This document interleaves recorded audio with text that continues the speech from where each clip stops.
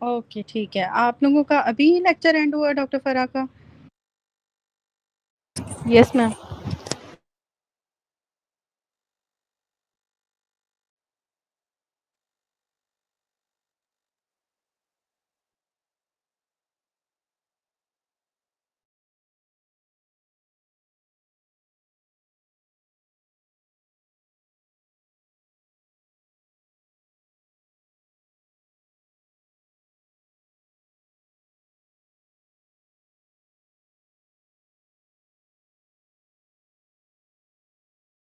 चलें ठीक है, आज हम स्टार्ट कर रहे हैं एंडोपैथोलॉजी डबल ए से, और साथ में रिप्रोडक्शन की भी पैथोलॉजी को गो थ्रू हम करेंगे कुछ, ठीक है?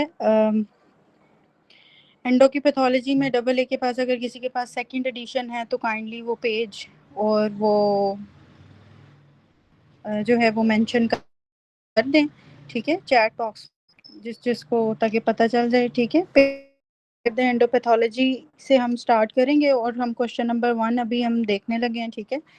साथ साथ मैं एक्सप्लेन भी करती जाऊंगी, और फिर जो हम कवर करेंगे, पहले मोस्टली जो एमसीक्यूज हैं वो हम कवर कर लेंगे, उसके बाद जो बाकी के रह जाएंगे उनमें से जो रिपीट नहीं हुए होंगे हम उनको भी कवर करेंगे, ताकि हमारे टॉपिक्स भी हो जाएं और एक दफ़ा हम एमसीक्यूज को भी रीड आउट कर लें, ठीक है?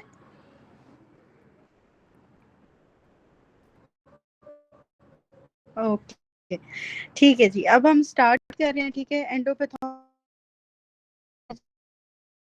थर्ड एडिशन, ठीक है? साथ साथ इसको नोट डाउन भी करते जाइएगा जो जो मैं बताती जाऊं, ताकि आप लोगों के पास जो है ना वो एट द एंड जब आपने उसको पढ़ना हो तो आपको पता हो कि क्या।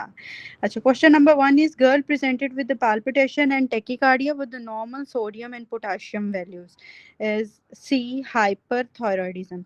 अच्छा, मैंने ये 2 लेक्चर्स में पहले भी थोड़ा सा गाइड किया था। वो मैंने ये गाइड किया था कि जब भी हमारे पास जैसे ऑप्शन बी में लिखा हुआ है हाइपर एल्डोस्टेरोनिज्म, जब भी हमारे पास एल्डोस्टेरोनिज्म ज़्यादा होता है तो क्या होता है कि सोडियम पोटाशियम के वैल्यूज चेंज होते हैं, ठीक है? पोटाशियम क्या होता है एल्डोस्टेरोनिज्म में, ज़्यादा हो जाता है, ठीक है? और हाइपोनेट्रीमिक प्रेजेंटेशन होती है, मतलब कि सोडियम कम हो जाता है एल्डोस्टेरॉन में। तो उस कंडीशन में अगर हमारे पास सोडियम और पोटाशियम के वैल्यूज डिफरेंट होंगे तो हम एल्डोस्टेरोनिज्म की तरफ जाएंगे। वो आया, वो अगर पोटाशियम ज़्यादा है तो हाइपर की तरफ बात चली जाएगी, कम है तो हाइपो की बात चल जाएगी। लेकिन जब ये वाली कंडीशंस नॉर्मल बताई जाएंगी जिसके आएगा, लेकिन पाल्पिटेशंस और टेकिकार्डिया शो कर रहे हैं, वो ये बात कर रहे हैं कि थायराइडिज्म की, हाइपरथायराइडिज्म कर लेते हैं यहाँ पे कि हाइपरथायराइडिज्म में हमारे पास ऐसे कौन-कौन से फीचर्स हैं जो हम हाइपरथायराइडिज्म में देखेंगे, ठीक है? हाइपरथायराइडिज्म में हमारे पास क्या होगा कि पहले सबसे पहली बात T3 T4 ज़्यादा होगा, TSH होगा, ठीक हो गया। उसके बाद क्या होगा, उसके अंदर डिफरेंट प्रेजेंटेशंस है, जैसे ग्रेव डिजीज है जो कि हाइपरथायराइडिज्म में मोस्ट कॉमनली हम पढ़ते हैं, ग्रेव्स डिजीज, जिसके अंदर हमारे पास डिफ्यूज ग्वाइटर सा होता है और एक्सोफ्थेल्मोस, जिसमें आई जो है वो बल्ज आउट कर जाती है, ठीक है? और इसके अंदर क्या इंपॉर्टेंट बात होती है ग्रेव्स डिजीज में कि हमारे पास थायराइड स्टिमुलेटिंग इम्यूनोग्लोबुलिन्स होते हैं, ठीक है? टीएसआई के नाम से ऐसे आएंगे, जिसमें हम पढ़ेंगे कि ग्रेव डिजीज में हमारे पास जो हम लेबोरेटरी में या डायग्नोस्टिक थायराइड स्टिमुलेटिंग इम्यूनोग्लोबुलिन्स। फिर उसके बाद हमारे पास हाइपरथायराइडिज्म में टॉक्सिक मल्टीनोड्यूलर, जिसमें टॉक्सिक जो मल्टीनोड्यूलर ग्वाइटर होगा उसमें टीएसएच की जो है वो अमाउंट वो कहेंगे कि वो जो है वो कम है, और उसमें बाज़ दफ़ा फ्लक्चुएटिंग टीएसएच के साथ भी बात की जाती है, ठीक है? इस तरह भी एमसीक्यूज़ आते हैं, ठीक है? तो इसमें जो हाइपरथायराइडिज्म में है वो हमारे पास क्या-क्या आ सकता है, एक ग्रेव्स डिज़ीज़ के साथ एसोसिएटेड आ सकता है, दूसरा हमारे पास ये टॉक्सिक मल्टीनोड्यूलर क्वार्टर के साथ आ सकता है, ठीक है? और दूसरा पाल्पिटेशंस और टैकिकार्डिया के साथ आ जाता है, ठीक है? फिर हम क्वेश्चन नंबर 2 की तरफ जाते हैं, जिसके अंदर है familial miliary carcinoma and history of hypertension की वो बात कर रहा है। तो ये फियोक्रोमोसाइटोमा की क्यों बात कर रहा है। अब यहाँ पे ये रिलेटेड क्या है कि फियोक्रोमोसाइटोमा में हम क्या पढ़ते हैं कि फियोक्रोमोसाइटोमा का जो मेन फीचर है ना, वो है हाइपरटेंशन के साथ प्रेजेंट करते हैं फियोक्रोमोसाइटोमिक पेशेंट। इस तरह एमसीक्यूज आता है कि फियोक्रोमोसाइटोमा की एसोसिएशंस पूछी जाती हैं विद द डिफरेंट डिजीजेस, और फियोक्रोमोसाइटोमा और डिफरेंट डिजीज जो इस तरह जो MEN A, MEN two B आपने पढ़ा होगा पैथोलॉजी में भी हम पढ़ते हैं एसोसिएशंस ऑफ डिफरेंट डिजीजेस। तो फियोक्रोमोसाइटोमा की डिफरेंट डिजीजेस के साथ जो एसोसिएशन दी जाती है उसमें हाइपरटेंशन की एसोसिएशन दी जाती है। बहुत सारे ऐसे आएंगे भी, जब हम वो पढ़ेंगे तो हमें ये पीछे से याद आ जाएगा। ठीक है, अब ये मिडलरी कार्सिनोमा के साथ एसोसिएशन क्यों बता रहा है, ये हम इस तरह एसोसिएशन है जो मैंने आपको बताया कि main 1 main 2A and main 2B। ठीक है, इसको नोट डाउन कर लें। अब मेन 1A, मेन 2A और मेन 2B होता क्या है, होता ये है ये मल्टीपल एंडोक्राइन नियोप्लेजियाज होते हैं, में डिफरेंट डिजीजेज होती हैं। मेन 1 में डिफरेंट होती हैं, 2A में डिफरेंट होती हैं, 2B में डिफरेंट होती हैं। अब इसको याद कैसे करना है, ठीक है, ये मैं अपनी साथ में जो है, समझ आ रही है आप लोगों को, सना आपको कोई प्रॉब्लम हो रही है समझने में। ओके ओके, ठीक है। अब मैं अपने ना ये जो है वो अपनी बुक से ही आपको अभी ये दिखाने लगी हूँ यहाँ पे।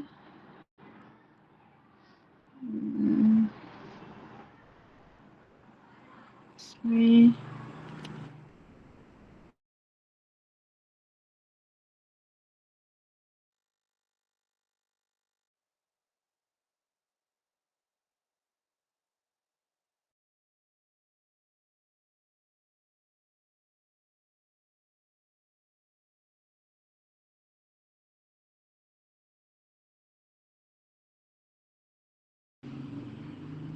अच्छा, वो कन्वर्जन मुझे नहीं, अच्छा इसमें जो है वो मेन में आप नोट डाउन वैसे ही कर लें।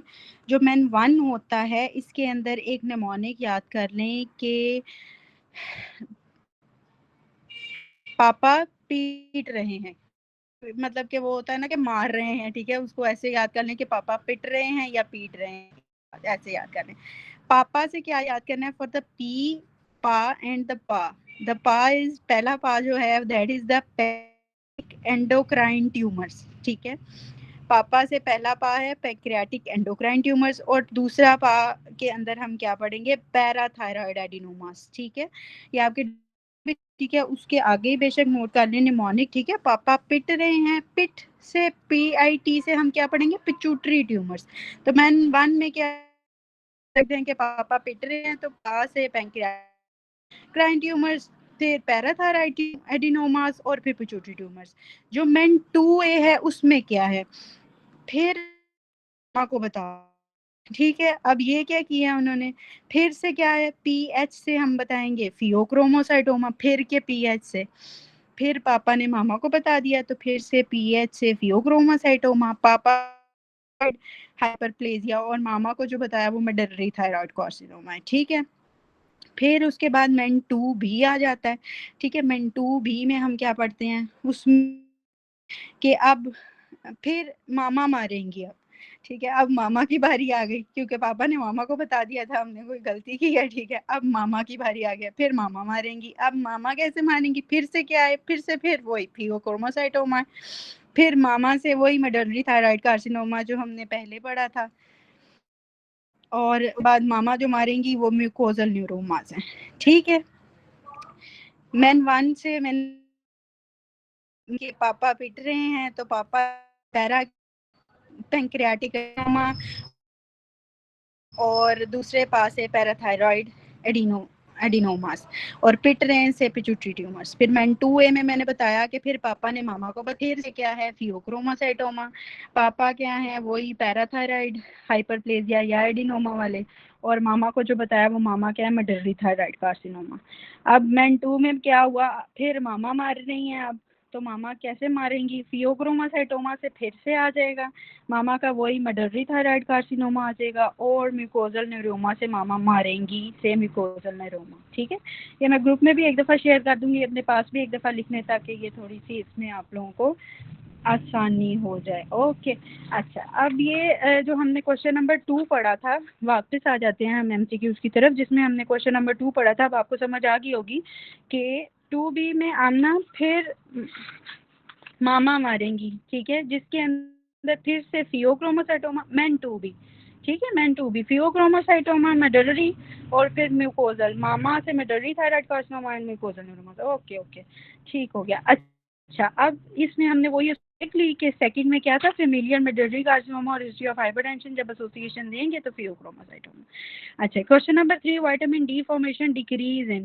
Chronic renal failure. ये मैंने कितनी दफ़ा ये 2 लेक्चर्स में पहले भी मैं डिस्कस कर चुकी हूँ कि सिकड़ी के साथ जो है ना वो विटामिन डी डेफिशिएंसी भी हो जाती है, ठीक है। इसको रिवाइज करने की अब मेरे हाथ से ज़रूरत नहीं है। In hypothyroidism question number 4, what will increase. Hypothyroidism में आप लोगों को पता है कि टीएसएच जो है वो इंक्रीज कर जाता है और T3 T4 कम हो जाता है, और इसी तरह ही vice versa in the hyperthyroidism. Question number 5, old male with weight loss and opacity in the right lower lobe with increase calcium and decrease phosphate diagnosis. अच्छा, अब जब भी हमारे पास देखें कि कैल्शियम के लेवल और फॉस्फेट के लेवल की बात करता है, एक एमसीक्यूज हमने पहले फिजियोलॉजी में पढ़ा था, वो क्या पढ़ा था कि कैल्शियम और फॉस्फेट के लेवल्स को कौन रेगुलेट करता है, तो वो क्या करता है, वो पैराथायराइड हार्मोन रेगुलेट करता है, ठीक है। तो जब पैराथायराइड हार्मोन ज़्यादा होगा प्राइमरी के अंदर तो कैल्शियम ज़्यादा हो जाएगा और फॉस्फेट कम हो जाएगा। सेकेंडरी के अंदर क्या होगा, सेकेंडरी पैराथायराइड हार्मोनिज्म होता है सीकेडी या सीआरएफ, क्रोनिक रीनल फेलियर आप कह सकते हैं, ठीक है, उसके साथ एसोसिएटेड होता है। उसमें पैराथायराइड हाइपरप्लेजिया आता है हमारे पास, और होता ये है कि कैल्शियम लेवल कम होते हैं लेकिन फॉस्फेट लेवल ज़्यादा हो जाते हैं सेकेंडरी के अंदर। और टर्शरी हाइपर पैराथायराइडिज्म में क्या होता है कि दोनों कैल्शियम लेवल और फॉस्फेट लेवल्स बहुत ज़्यादा इंक्रीज हो जाते हैं, ठीक है, up to 3 to 4 fold from the normal value increase कर जाते हैं, वो टर्शरी कहते हैं। लेकिन जो ज़्यादातर एमसीक्यूज आपके पास आएंगे वो सेकेंडरी के आएंगे, जिसमें सीआरएफ की ऑप्शंस का पूछा जाएगा और उसमें ये दिखा होगा कि कैल्शियम तो कम है, पैराथायराइड ज़्यादा है और फॉस्फेट ज़्यादा है, तो वो आप सीआरएफ की ऑप्शन की तरफ जाएंगे। और इसी तरह ही प्राइमरी के ऑप्शन भी आते हैं, जैसे ये अभी एमसीक्यूज में पूछा है। 6 एमसीक्यूज में पूछ रहा है हेड इंजरी या ट्रॉमा से क्या होगा, तो सेंट्रल डायबिटीज इंसिपिडस होगी। जो नेफ्रोजेनिक डायबिटीज इंसिपिडस है उसके अंदर क्या होता है, वो किडनी का मेनली कॉज होता है, ठीक है, या ड्रग्स इंड्यूस्ड होता है जो किडनी पे एक्ट करते हैं, ठीक है। लेकिन जो सेंट्रल है वो कोई पिट्यूटरी ट्यूमर हो गया, कोई ट्रॉमा हो गया, कोई सर्जरी हो गया, ठीक है, ये उससे होता है। Question number 6, radio isotope scan of thyroid indicated in cold nodule. अब जो रेडियो आइसोटोप स्कैन है ये कोल्ड नोड्यूल में होता है, एक हॉट नोड्यूल होता है, एक कोल्ड नोड्यूल होता है, ठीक है। जो हॉट है वो कैंसरस नहीं होता, ठीक है, होता तो वो हॉट है, लेकिन जो कोल्ड नोड्यूल है वो कैंसरस हो सकता है, इसलिए रेडियो आइसोटोप स्कैन उसमें किया जाता है। सुप्रा optic nuclei question number 7, damage what will be the result. अब जो सुप्रा ऑप्टिक न्यूक्लियाई है ये मैं आपको पहले एक लेक्चर में बता चुकी हूँ कि supra optic nuclei from the hypothalamus is related to ADH and paraventricular nuclei of hypothalamus is related to oxytocin. तो एडीएच क्या करता है, वाटर को एब्जॉर्ब कर लेता है, जब वो नहीं होगा तो क्या होगा कि यूरिन डाइल्यूटेड ज़्यादा जा रहा होगा, ठीक हो गया। अच्छा, question number 8, middle age women with increase TSH and low T3 T4, ये वही है हाइपोथायराइडिज्म का। Question number 9, 60 years old for the last 20 years progressive renal failure and most commonly causes. अब ये बस एक जो केमलस्टन विल्सन सिंड्रोम होता है डायबिटिक पेशेंट में, ये इनका जो है वो डायग्नोस्टिक हमारे पास जो आता है वो यही आता है, ठीक है। अमाइलोडोसिस की हम डिफरेंट फॉर्म वो बाद में पढ़ेंगे, उसको हम डिस्कस करेंगे, लेकिन बस आप इतना याद कर लें कि केमलस्टन विल्सन सिंड्रोम जो डायबिटिक पेशेंट्स के साथ आता है वो किडनी में प्रेजेंटेशन उनकी इस तरह होती है, ठीक है। फिर question number 10, decrease serum calcium और फॉस्फेट लेवल ज़्यादा है और यूरिनरी कैल्शियम कम है, मतलब कि हाँ, इसके अंदर हाइपोपैराथायराइडिज्म की बात कर रहे हैं ना कि कैल्शियम कम है और फॉस्फेट ज़्यादा है, ठीक है, हाइपोपैराथायराइडिज्म आ जाएगा फिर। अच्छा, which of the following is best to check the function of the thyroid gland, तो हम टीएसएच इज द मेन जिससे हम चेक करते हैं थायराइड फंक्शन, टीएसएच को हमेशा प्रेफर करना है। और क्वेश्चन नंबर 12 में वो कह रहे हैं नॉन कॉज ऑफ हाइपोथायराइडिज्म है तो क्या इंक्रीज होगा, तो ये मैं पहले भी डिस्कस कर चुकी हूँ, ये रिपीट है कोलेस्ट्रॉल। एमसीक्यूज के कुल। हाँ जी, कोलेस्ट्रॉल लेवल्स जो हैं थायराइडिज्म क्वेश्चन है वो कि हाइपर फाइंडिंग होगी बार बार उसी T4 हमारे पास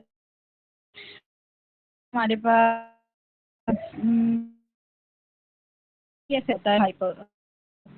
अच्छा, उसके बाद क्वेश्चन नंबर 14 एपिसोडिक हाइपरटेंशन है, हेडेक है, डायफोरेसिस एंड पाल्पिटेशन है, तो फियोक्रोमोसाइटोमा, ये एक क्लासिकल ट्रायड होता है फियोक्रोमोसाइटोमा का। मैं पहले भी इसको डिस्कस किया थोड़ा सा, उसमें यही है कि आपके पास हाइपरटेंशन, हेडेक, पाल्पिटेशंस, इस तरह के ही जो हैं वो ट्रायड जो आएगा वो फियोक्रोमोसाइटोमा में आएगा। ठीक है, फिर question number 15 most common cause of giving systemic steroids. जो स्टेरॉइड्स होते हैं ना, वो पहले भी हम डिस्कस कर चुके हैं फिजियोलॉजी में भी कि स्टेरॉइड से हाइपरग्लाइसीमिया होता है।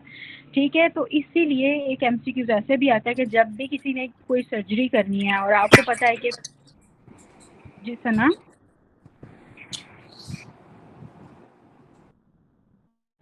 अच्छा, ये एमसीक्यूज ऐसे भी आता है कि जैसे अगर आपने एक सर्जरी करनी है या एक पेशेंट जो है वो टूथ एक्सट्रैक्शन के लिए गया है और वो स्टेरॉइड लेता है, तो हमें सबसे पहले क्या करेक्ट करना है, तो हमें सबसे पहले क्या करेक्ट करना होता है, कोई बताएगा प्लीज। हाइपरग्लाइसीमिया। एग्जैक्टली, हम तो बस यही इसमें यही लिखा हुआ है कि जब जो स्टेरॉइड्स पेशेंट ले रहे होते हैं उसमें डायबिटिक कंट्रोल डिस्टर्ब हो जाता है। ठीक हो गया। अच्छा, ये 5 months old pregnant lady thyrotoxicosis के लिए मैं बता चुकी थी कि फर्स्ट ट्राइमेस्टर में प्रोपायोथायोसेल देते हैं और सेकंड में मेथिमाजोल, बाकी सारे ट्राइमेस्टर्स में मेथिमाजोल देते हैं। और वो इसलिए क्योंकि ये होती है टेराटोजेनिक। ठीक है, सेकंड और थर्ड ट्राइमेस्टर में प्रोपायोथायोसेल फिर हम आगे भी नहीं दे सकते क्योंकि वो अफेक्ट करती है, वो क्रॉस कर जाती है प्लेसेंटा को। और मेथिमाजोल हम फर्स्टली इसलिए नहीं देते क्योंकि वो टेराटोजेनिक होती है।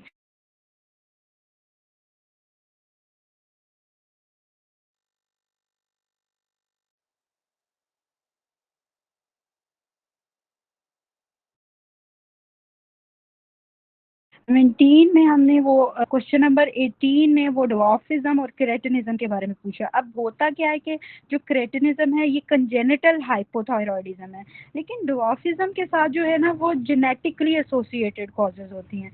लेकिन जो थायराइड के साथ है वो मैं आपको पहले भी बताया उस दिन भी कि थायराइड के साथ जो है वो बच्चे की मेंटल ग्रोथ होती है, इसलिए क्रेटिनिज्म में क्या होगा, स्वेयर मेंटल बैकवर्डनेस होगी। ठीक है, मेंटल ग्रोथ नहीं होगी, कंजेनिटल हाइपोथायरॉयडिज्म का कॉज होगा, तो मेंटल बैकवर्डनेस क्रेटिनिज्म में होगी, डवार्फिज्म में नहीं होगी। अब patient with primary question number 19 hyperthyroidism disease के बारे में पूछ रहा है, तो वो सेम वही एमसीक्यूज बार बार उसको रिपीट कर रहा है। अच्छा जी, क्वेश्चन नंबर 20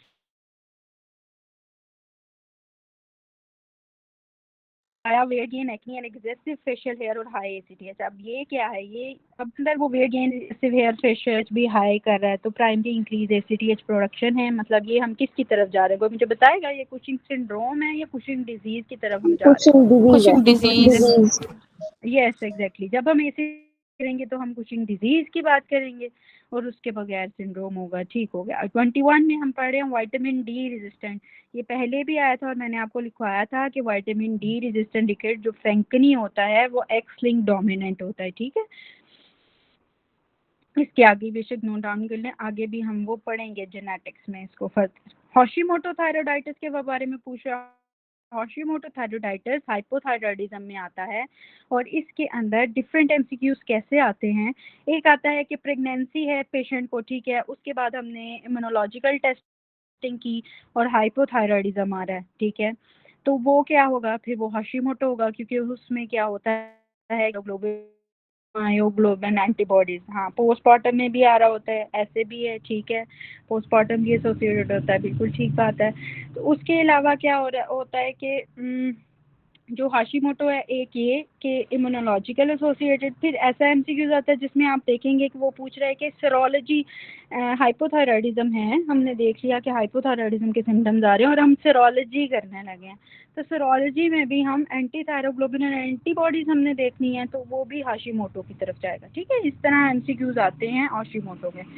अच्छा, उसके बाद 23 में क्या आ जाता है, a man with moon face and skin pigmentation. वही बात है कुशिंग डिजीज की जिसके अंदर एसीटीएच इंक्रीज होगा। ऑस्टियोपोरोसिस 24 में ऑस्टियोपोरोसिस ऑस्टियोक्लास्टिक एक्टिविटी है सॉरी हार्मोन, उसमें वो इन्वॉल्वमेंट पूछ रहा है, तो इसमें पैराथायराइड हार्मोन जो कि कैल्शियम के लेवल्स के साथ एसोसिएटेड है, ठीक है। नॉर्मली वैसे जो है ना वो इसमें नॉर्मल रहते हैं इसके लेवल्स पैराथायराइड के साथ, लेकिन हम अगर और कोई देखें तो और कोई इसमें से जा भी नहीं रहा उसकी तरफ, तो पैराथायराइड हार्मोन से कैल्शियम और विटामिन डी के साथ एसोसिएशंस हैं, तो इसलिए फिर हम इसको टिक करेंगे। अच्छा 25 ईयर्स ओल्ड 25 में क्या है, 18-year-old male is brought to the hospital in an altered sensorium और taking shallow breath and fruity smell, ठीक है, और कीटोन्स इसके पॉजिटिव हैं और पीएच 7.2 है। जब भी एक तो यंग एज, ऊपर से फ्रूटी स्मेल, तो ये क्या जाएगा किसकी तरफ, डीके की तरफ, ठीक है। टाइप 1 डायबिटीज़ में मोस्टली जो यंग एज होती है that presents as GK in emergency situations, और टाइप 2 में हॉन्ग की प्रेजेंटेशन होती है, लेकिन उसमें हॉन्ग में कभी भी कीटोन्स आपको नहीं मिलेंगे, डीके नाम ही कीटोन्स पे है, ठीक है, डायबिटिक कीटोएसिडोसिस, तो वो नाम ही कीटोन्स की वजह से है। फिर इस तरह एमसीक्यूज आता है कि जब आप देखें कि डीके का पेशेंट है और कीटोन्स पॉजिटिव हैं, क्यों हैं पॉजिटिव कीटोन्स उसके, क्यों पॉजिटिव आ रहे हैं, क्योंकि उसके अंदर इंसुलिन कम है, ठीक है। इंसुलिन क्या होती है, एंटी कीटोजेनिक होती है, ठीक है, और मैंने आपको बताया था कि ग्लूकागोन कीटोजेनिक होता है और इंसुलिन एंटी कीटोजेनिक। जब इंसुलिन कम होगी तो कीटोन बॉडीज ज़्यादा होने लग जाएंगी, ठीक है, तो इस तरह कीटोन ज़्यादा हो जाते हैं। क्वेश्चन नंबर 26 में हम देखते हैं कि female present career with the bone pen and paralysis problem, investigation of calcium. अब जो वैल्यू लिखी कि 2.10 2.65 ने कोट किया हुआ है और हमारे पास वैल्यू वो दे रहे हैं 2.60। इसका ये मतलब 2.60 क्या मतलब है कि ये अपर नॉर्मल लिमिट्स पे जा रही है, ठीक है, अपर नॉर्मल लिमिट्स पे। और उसके बाद जो है वो इनऑर्गेनिक फॉस्फेट्स का लेवल है, जैसे 0.9 उन्होंने लिखा हुआ है, तो ये लोअर नॉर्मल लिमिट पे है, 0.8 0.9, ठीक है। एएलपी रेस बता रहे हैं 385 और सीरम पैराथायराइड हार्मोन लेवल्स को वो बता रहे हैं कि 6.1 है, तो ये भी अपर नॉर्मल लिमिट्स पे है, ठीक है। अच्छा, अब जब भी कभी कैल्शियम लेवल अपर नॉर्मल लिमिट पे बताई और क्या बताया अपर नॉर्मल लिमिट पे, कोई मुझे बताएगा, इसमें मैंने दो चीज़ें बताई हैं अपर नॉर्मल लिमिट वाली। Calcium and phosphate PTH. Right, जब पीटीएच ज़्यादा होगा, और नूर आप ही बताएं, जब पीटीएच ज़्यादा होगा और कैल्शियम लेवल ज़्यादा होंगे तो वो कौन सी कंडीशन होगी, हाइपर पैराथायराइडिज्म या हाइपो? प्राइमरी हाइपरथायराइडिज्म होगा, क्योंकि बिल्कुल सेकेंडरी में एग्जैक्टली कम है। ऐसे ही, ठीक है, सेकेंडरी में कम हो जाती है कैल्शियम, तो इसमें यही बात है इस एमसीक्यूज में कि कैल्शियम और जब पैराथायराइड हार्मोन ज़्यादा होगा that will go with the primary hyper parathyroidism.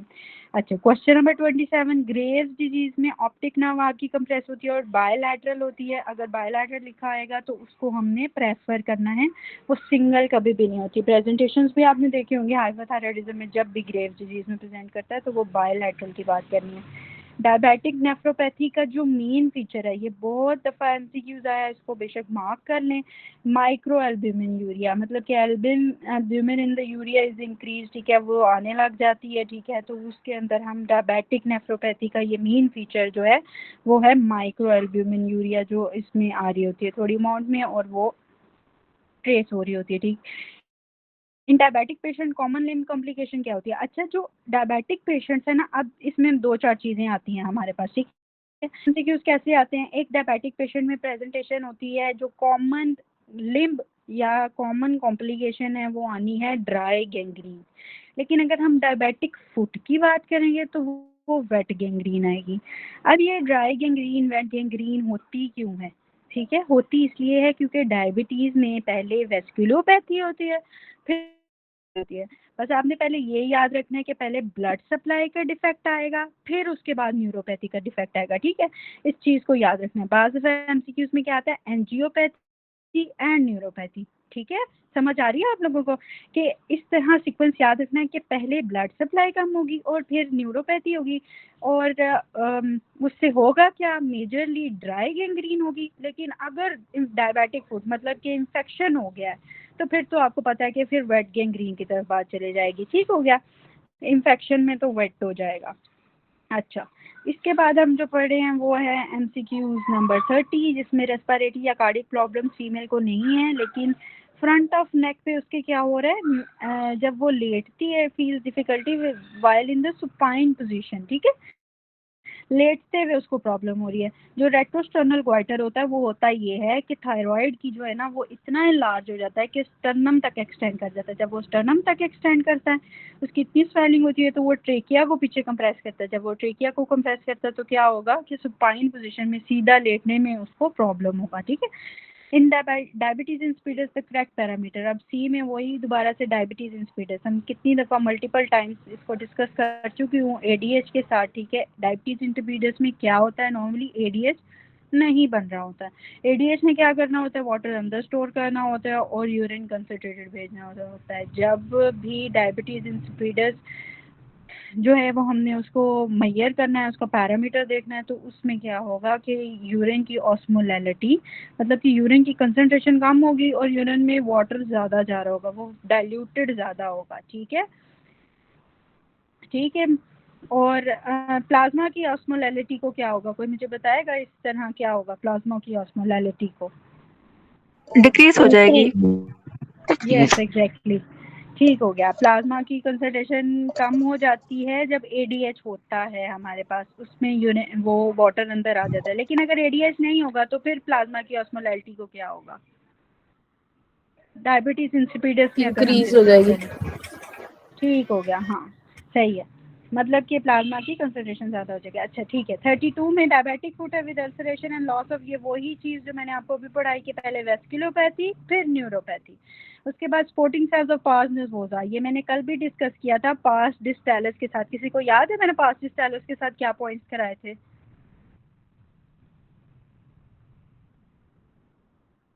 पास डिस्टैलस असल में कहते किसको है, पोस्टीरियर किसी को पता है? Pituitary. Yes exactly, posterior pituitary. मैंने क्वेश्चन ये दो एमसीक्यूज आपको उनको नोट डाउन कराए थे कि पास नर्वोसा या पास डिस्टैलस में जब बात करते हैं तो स्पोर्टिंग सेल्स हमारे पास क्या आते हैं, पिट्यूसाइड्स, और फिर जो हार्मोन्स हमारे पास स्टोर किस में होते हैं, स्टोर किस में होते हैं, stores in the nerve endings, जो इसी में ऑप्शन नंबर ए लिखा हुआ है, ठीक है। स्टोर किस में होते हैं, स्टोर होते हैं नर्व एंडिंग में, स्पोर्टिंग सेल्स होते हैं पिट्यूसाइड्स, और रिलीज भी किधर से होते हैं, पिट्यूसाइड से। तो ये दो चीज़ें हैं जो लिखने वाली हैं, इधर ही नोट डाउन कर लेंगे, इस तरह एमसीक्यूज आएगा तो क्या लिखेंगे हम, ठीक हो गया। क्वेश्चन नंबर 32 है एसुटिज्म, हाइपरग्लाइसीमिया, ओबेसिटी, मसल वेस्टिंग है, सर्कुलेटरी लेवल, एडिनोकॉर्टिकोट्रोफिक हार्मोन की वो बात कर रहा है। तो ये इसमें क्योंकि ACTH की उसने बात कर दी है और कुशिंग के सारे सिम्टम्स बता रहा है तो वो कुशिंग डिजीज होगी। फिर 35 फ्रंटल बोसिंग एंड बो लेग्स, ये हमने कल भी किया था कि विटामिन डी डेफिशिएंसी से बच्चों में जो रिकेट्स होता है विटामिन डी डेफिशिएंसी से, उसके अंदर इस तरह की प्रेजेंटेशन होती है जिसमें बो लेग्स होती हैं, फ्रंटल बोसिंग और लॉक नीज होती हैं। 36 defect in the interior pituitary is indicated by no menses, जो इंटीरियर पिट्यूटरी है उसने गोनाडोट्रोपिन रिलीजिंग हार्मोन को अफेक्ट करना है और उसकी वजह से जो है ना वो मेंसेस का मसला आएगा। बाकी जो भी इसमें ऑप्शन लिखी है वो एसोसिएटेड नहीं है विद द हार्मोन्स। हेयर सूटिज्म अगर लिखा होता, हर्सुटिज्म अगर लिखा होता ऑप्शन नंबर डी में तो हम उसकी तरफ जाते हैं, ठीक है, लेकिन ये हिस्सूटिज्म लिखा हुआ है, ये कोई भी टर्मिनोलॉजी नहीं है, ठीक हो गया। अगर आप लोगों को थोड़ी इसमें कंफ्यूजन हो तो वो ये ही है कि इसमें मेंसेस हमने इसलिए चूज़ करना है क्योंकि हिस्टूटिज्म इज़ नॉट एन एनी। बाज़ दफ़ा CPSP में इसी तरह के एमसीक्यूज आते हैं, ठीक है ना, वो बहुत एक तो बाज़ दफ़ा स्पेलिंग में भी जो है वो चेंज करके लिख देते हैं, फिर पूछते हैं कि हमने तो ये पूछा था, बाज़ दफ़ा प्राइमरी सेकेंडरी साथ नहीं लिखते और फिर पूछ लेते हैं, तो वो उसमें ऑप्शन ही सारी चेंज हो जाती है। Question number 37, a 6-year-old girl 37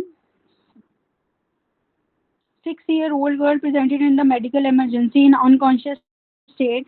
She had a history of diarrhea और breath fruity smell and वही है, ठीक है, ये मैं आपको पहले डिस्कस कर चुकी हूँ। DKA का पेशेंट है ये।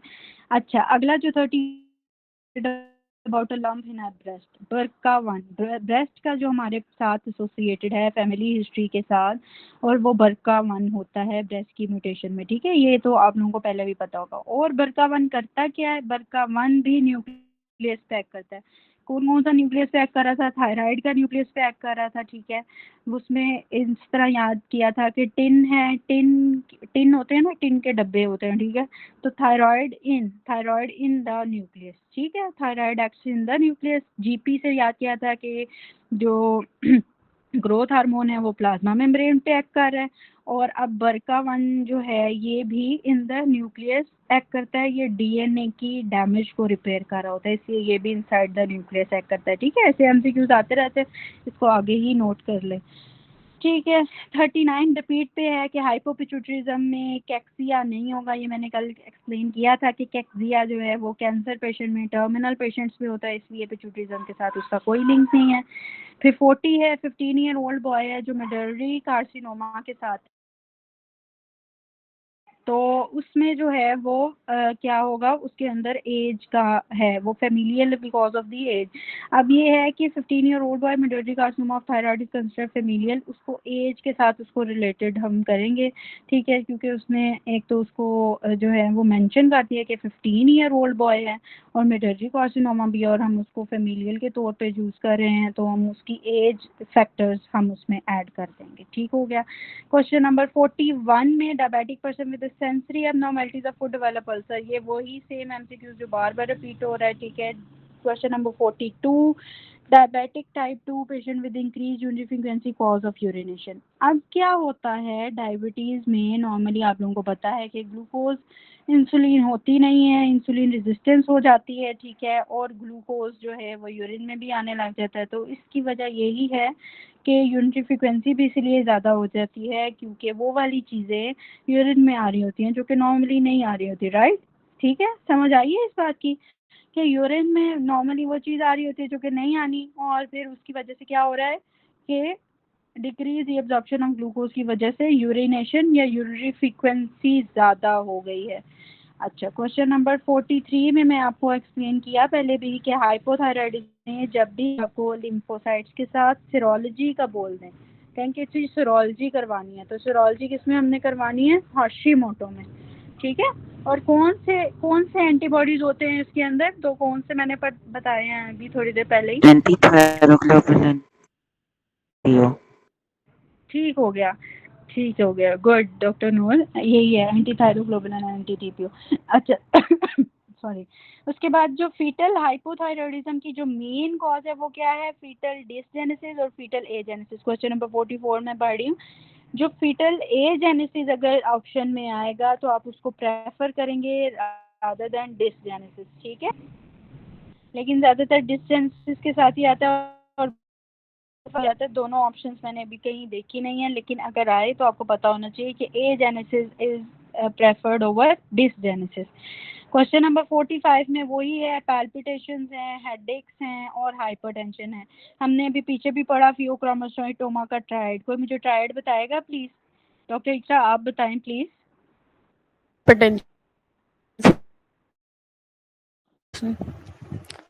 राइट तो ये बस इसी में ही आ जाएगा कि जब भी पैल्पिटेशन, हाइपरटेंशन और ये हेडेक इस तरह का आएगा तो हमने क्या, वो लिख रहा है कि एग्जामिनेशन में हमने डायबिटीज़ को रूल आउट कर दिया है। अब हमारे पास क्या कॉज होगा, तो फियोक्रोमोसाइटोमा में हमारे पास जो यूरिन में आता है वो वीएम में पॉजिटिव आते हैं, दैट इज़ द कैटाकोलामिन्स, ठीक है। तो वो हमारे पास पॉजिटिव आ रहे होते हैं, तो उसकी वजह से हम ये फियोक्रोमोसाइटोमा का उन्होंने बताया।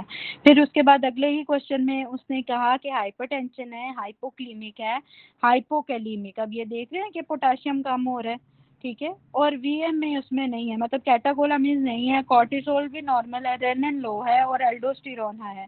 तो एल्डोस्टेरोन हमारे पास किस में हाई होता है, कॉन सिंड्रोम में, जिसको हम कहते हैं हाइपर एल्डोस्टेरोनिनस। अच्छा, फिर 47 having hypercalcaemia, hyper parathyroidism and gastric ulcer related to MEN 1A। ये उसी तरह ही है जो मैंने अभी आपको सारा बताया कि मेन 1A में हम पढ़ते हैं, तो उसके अंदर हाइपर पैराथायराइडिज्म के सिम्टम्स भी दोनों दे दिया और गैस्ट्रिक अल्सर्स भी साथ ही दे दिया कि उसमें एडिनोमास भी आते हैं, तो वो मेन 1A के साथ एसोसिएशन, ये मैंने अभी थोड़ी देर पहले आपको डिस्कस कर लिया। अच्छा, फिर क्वेश्चन नंबर 48 में क्या कह रहा है कि हाइपर कैल्सीमिया मेलिग्नेंसी के अंदर है, तो वो किससे एसोसिएटेड है हाइपर कैल्सीमिया, डॉक्टर अक्सा आप बताएंगी please. Doctor Aqsa are you there?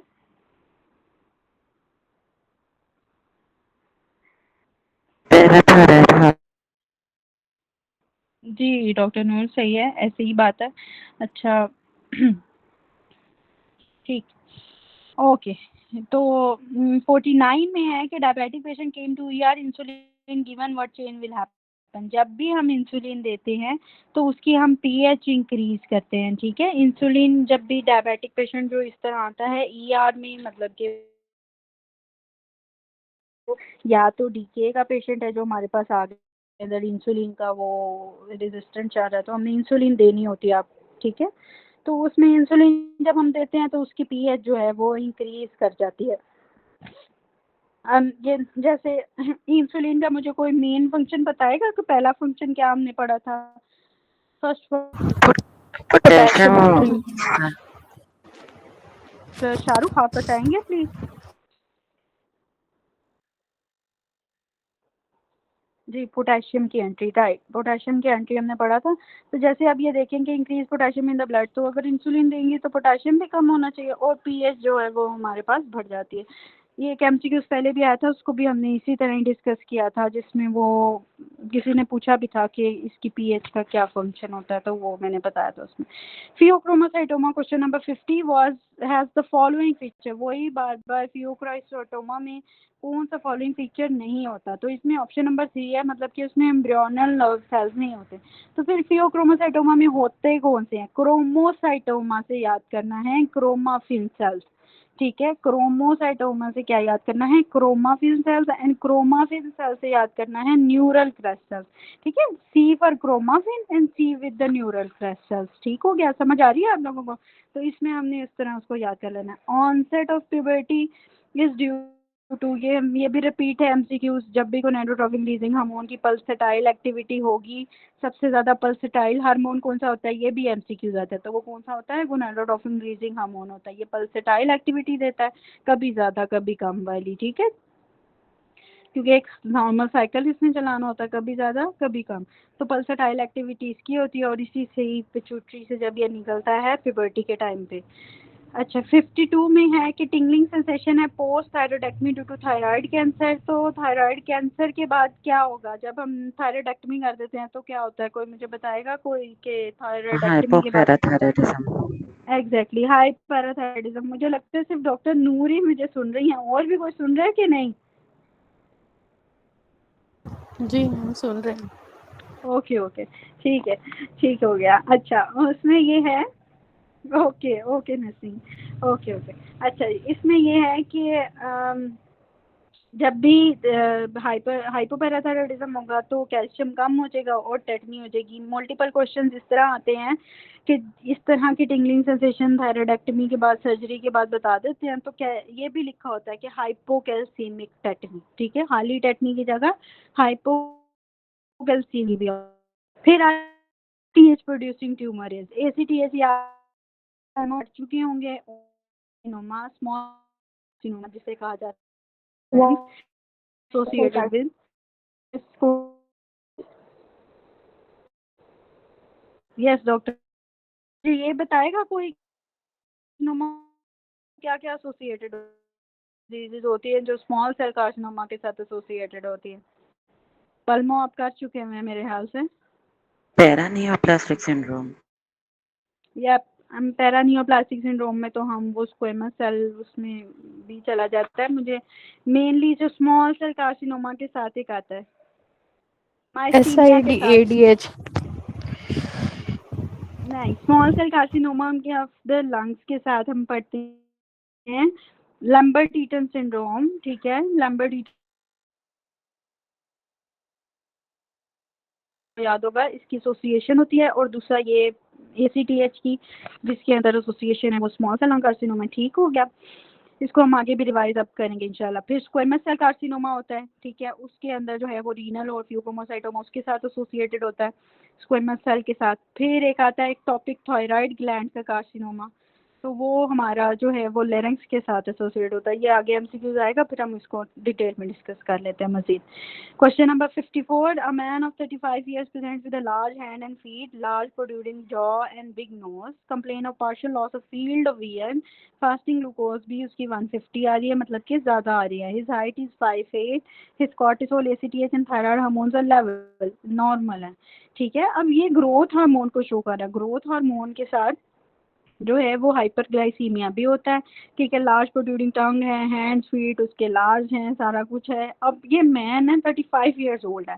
तो जब एडल्ट की बात करेंगे, ए for adult, A for acromegaly, ठीक है। और बच्चों में जायंटिज्म होता है, ठीक हो गया। जो अडल्ट नहीं है उनके अंदर जायंटिज्म है, जो अडल्ट हैं उनके अंदर हमारे पास A for adult and A for acromegaly. तो 35 year ओल्ड में हमारे पास क्या होगा, एक्रोमेगेली होगी। टेस्टोस्टेरोन लेवल्स प्री स्कूल में कम होते हैं और एडोलिसेंट्स में हाई होते हैं, क्योंकि एडोलिसेंट में प्यूबर्टी आ रही होती है, वो उसमें हाई होते हैं, ठीक हो गया। फिर उसके बाद 27 year old woman present with a complaint of weight gain, amenorrhea and fatigue, and last year she experienced a complicated delivery, 2 units of blood of transfusion। अब इसमें जो है ना वो कह रहा है कि उसकी हेमरेज बहुत ज़्यादा, ब्लड लॉस बहुत ज़्यादा हुआ। ब्लड लॉस होने की वजह से क्या हुआ कि वो अब जो है वो ब्रेस्ट फीड भी नहीं करा पा रही, वो ड्राई स्किन उसकी रहती है और हाइपोटेंशन। मैंने ईस्ट्रोजन का बताया था आप लोगों को, ईस्ट्रोजन का एक था कि स्किन को वो क्या करता है, कोई मुझे बताएगा स्किन के साथ ईस्ट्रोजन का क्या रोल होता है? Softening of skin. हाँ, सॉफ्टनिंग ऑफ स्किन। अब ये देखो कि जब ये एग्जैक्टली हसन, सॉफ्टनिंग ऑफ स्किन हो जाती है। अच्छा, इसमें ये है, अब ये देखो कि वो हेमरेज बताया, अगर उसने पिट्यूटरी पे अफेक्ट कर दिया उस हेमरेज ने, तो प्रोलैक्टिन ना बना, जिसकी वजह से ब्रेस्ट फीडिंग भी स्टॉप हो गई। फिर FSH की वजह से ईस्ट्रोजन पे इफेक्ट आया, जिसकी वजह से वो ड्राई स्किन भी हो गई और हाइपोटेंशन में भी बात चली गई, ठीक है। तो ये सारे एसोसिएटेड हैं with the Sheehan syndrome. Sheehan syndrome में पिट्यूटरी जो है उसकी सप्लाई, ब्लड सप्लाई इफेक्ट हो जाती है, जिसकी वजह से मल्टीपल टाइप ऑफ ऐसे सिम्टम्स आने लग जाते हैं, और मेनली यही प्रेजेंट करता है कि मदर ही फीड नहीं कर रही है, और ये पोस्टमार्टम होता है, ठीक हो गया। उसके बाद दोबारा से वही है, कैल्शियम और फॉस्फेट, 58 में डैमेज लिखा हुआ है, तो उसमें क्या होगा, उसमें फेसिकुलेटा अफेक्टेड होगी, फेसिकुलेटेड होगी जी, कोर्टिसोल रिलीज करती है ना। एग्जैक्टली। ACTH कोर्टिसोल पे एक्ट कर रहा होता है। ACTH का एसोसिएशन हमारे पास पिट्यूटरी के साथ है, adeno hypophysis is the interior pituitary, तो इसलिए फेसिकुलेटा अफेक्ट होगी। 59 में है जी, complain of increase heart rate, intolerance to the heat, rapid weight loss within a short duration of time, after delayed investigation patient was diagnosed to have no. ये reticularis क्यों नहीं है? FSH LH भी तो primary मतलब anterior part से ही होता है ना, तो ठीक FSH है, वो LH आपकी, क्यों नहीं? अच्छा FSH-LH इसलिए नहीं है क्योंकि रेटिकुलरस में एंड्रोजन्स पे FSH-LH उनका उधर रोल हम ये नहीं लिखते कि वहाँ पे रेटिकुलरस में एंड्रोजन्स के उसके लिए वो रोल प्ले नहीं करता।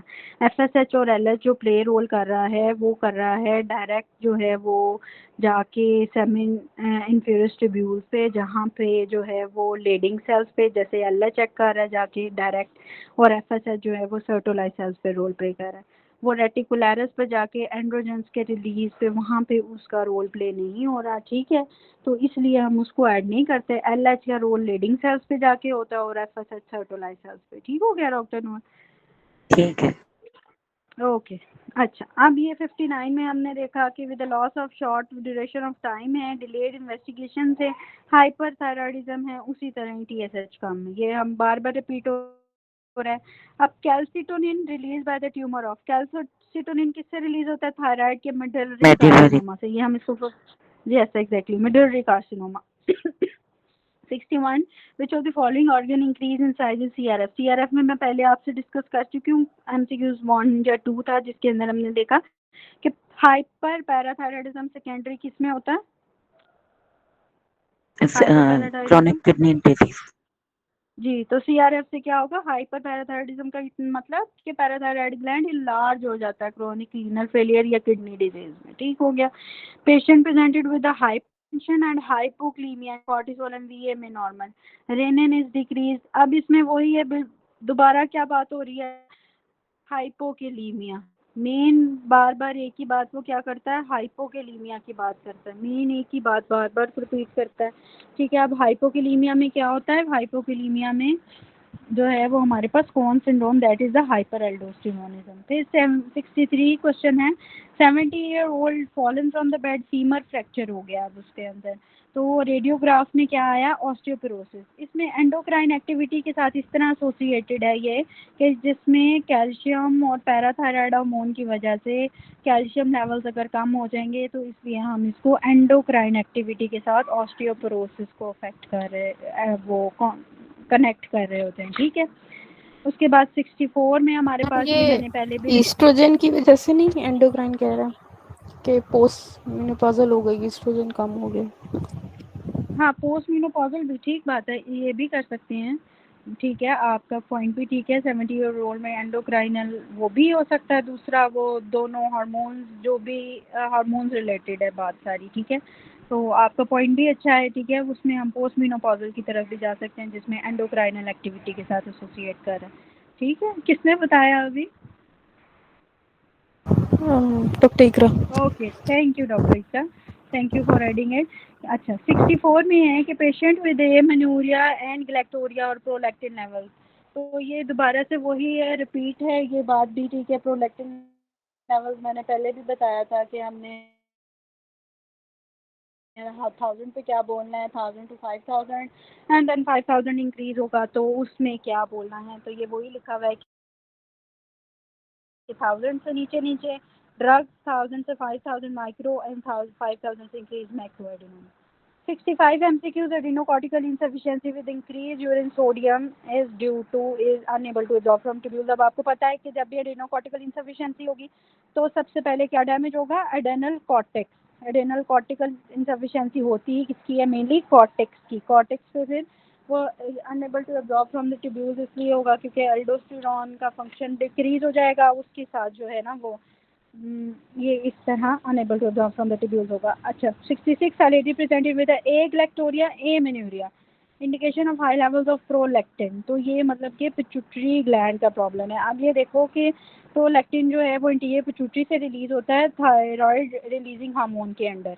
ठीक है, थायराइड रिलीजिंग हार्मोन इसके ऊपर एक्ट कर रहा होता है प्रोलैक्टिन पे। तो जब भी प्रोलैक्टिनोमा होता है तो उसमें क्या होता है कि एंटीरियर पिट्यूटरी ग्लैंड जो कि एक्सेसिव प्रोलैक्टिन प्रोड्यूस कर रहा होता है उससे एग्लैक्टोरिया शुरू हो जाता है, और क्योंकि प्रोलैक्टिन ज़्यादा होता है वो गोनाडोट्रोपिन रिलीजिंग हार्मोन को जो है वो डिक्रीज कर रहा होता है, तो उसकी वजह से एमेनोरिया भी शुरू हो जाता है और लॉस ऑफ लिबिडो भी स्टार्ट हो जाता है। 67 के अंदर lady with history of mild sore throat infection था उसको पहले। ठीक है, फिर क्या हुआ, बायलैटरल एड्रेनल ग्लैंड इनलार्जमेंट आ गई है एकदम से और कॉर्टिकल हैमरेज हो गया।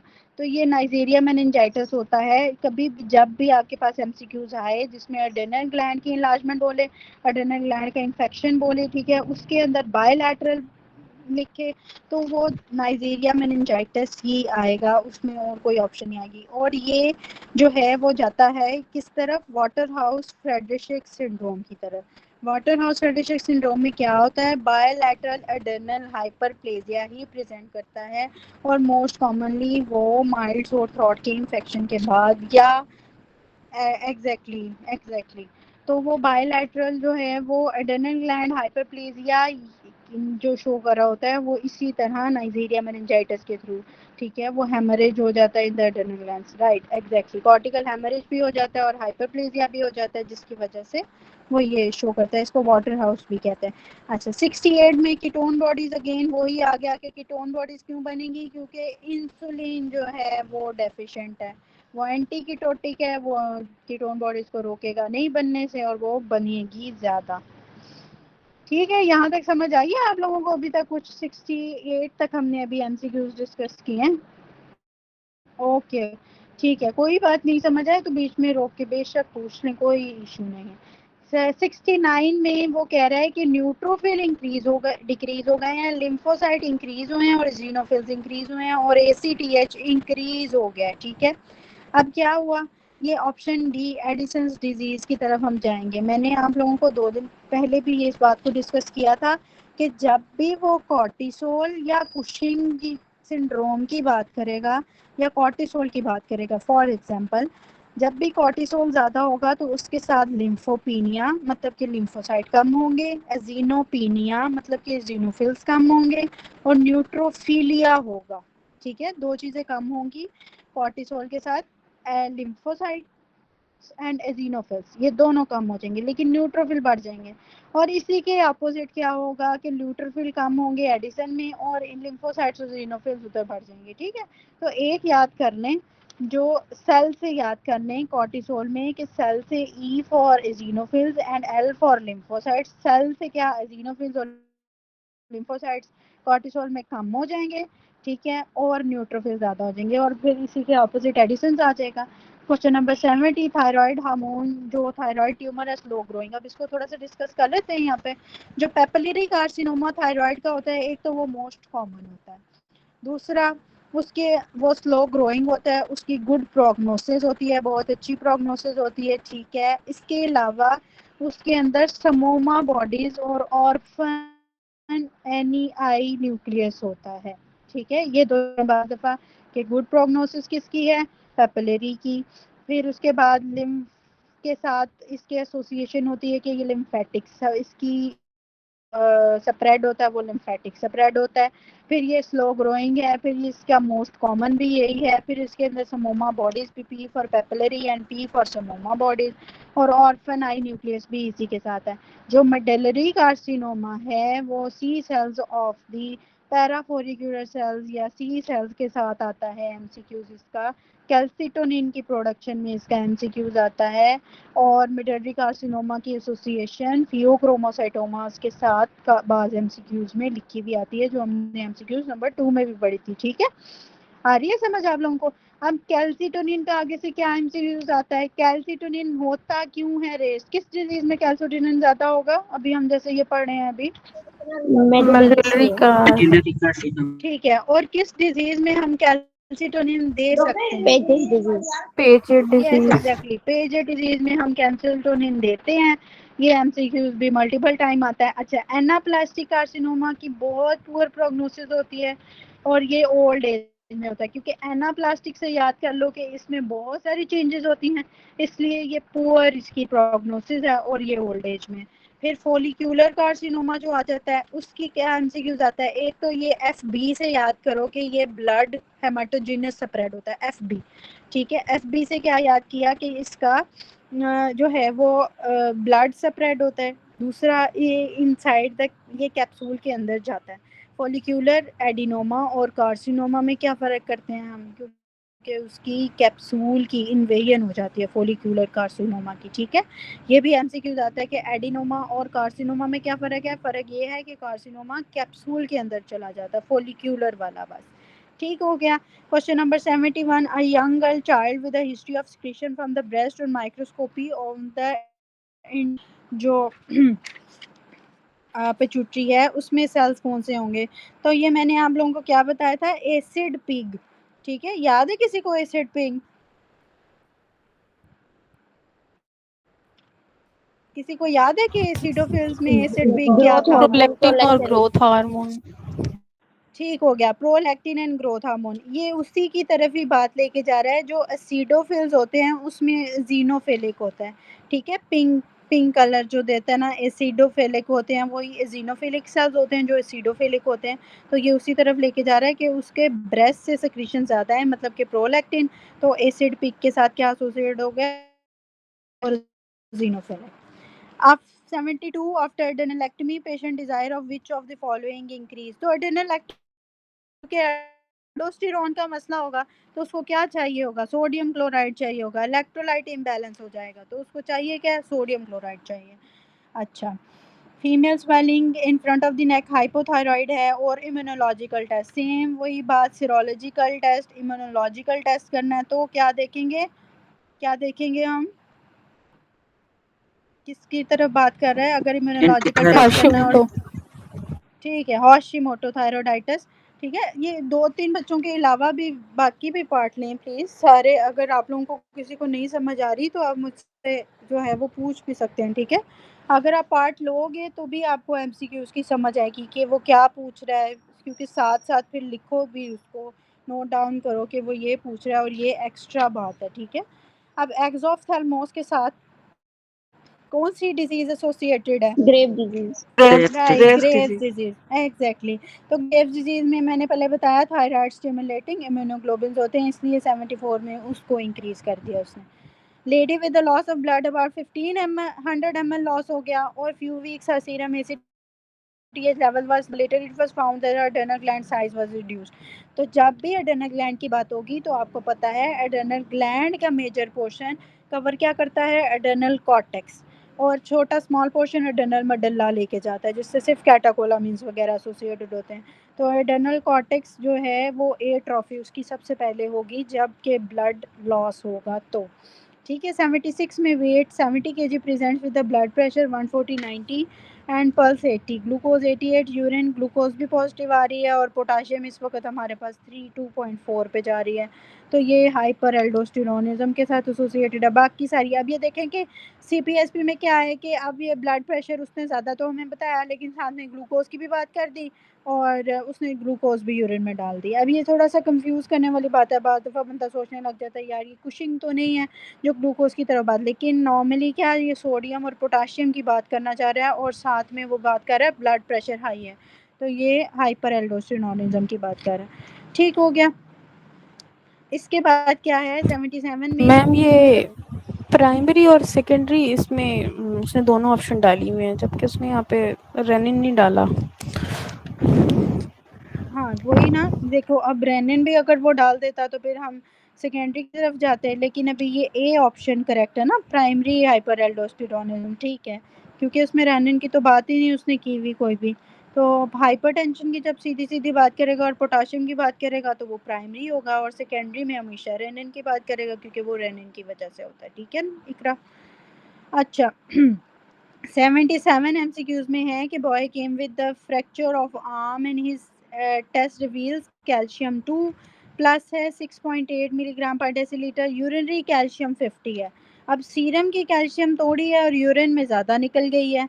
जब यूरिन में ज़्यादा निकल गई तो मतलब क्या हुआ कि वो हाइपोकैल्सीमिक हो गया। हमने हाइपोकैल्सीमिक के क्या देखना है कि उसके साथ हमने बीपी कफ लगाया और टेटनी हमारे पास डायग्नोज हो गई है। तो इसमें ये है कि option number 3 secondary hyper parathyroidism. Secondary hyper parathyroidism में मैंने पहले भी मल्टीपल बता चुकी हूँ कैल्शियम लेवल्स को क्या होता है सेकेंडरी हाइपर पैराथायराइडिज्म में, कम हो जाते हैं। Decrease. Yes exactly.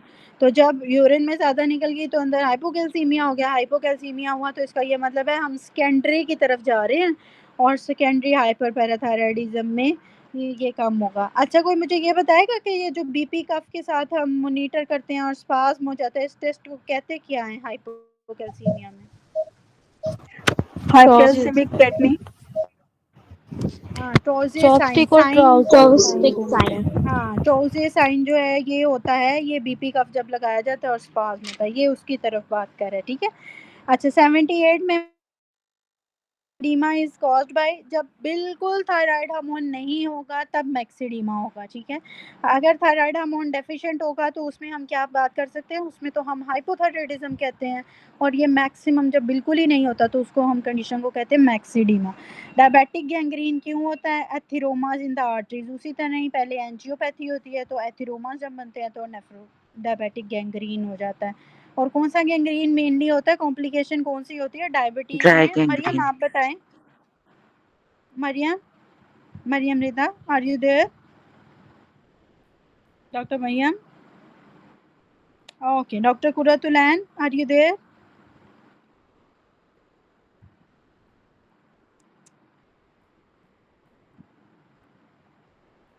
Okay doctor Shahrukh, are you there?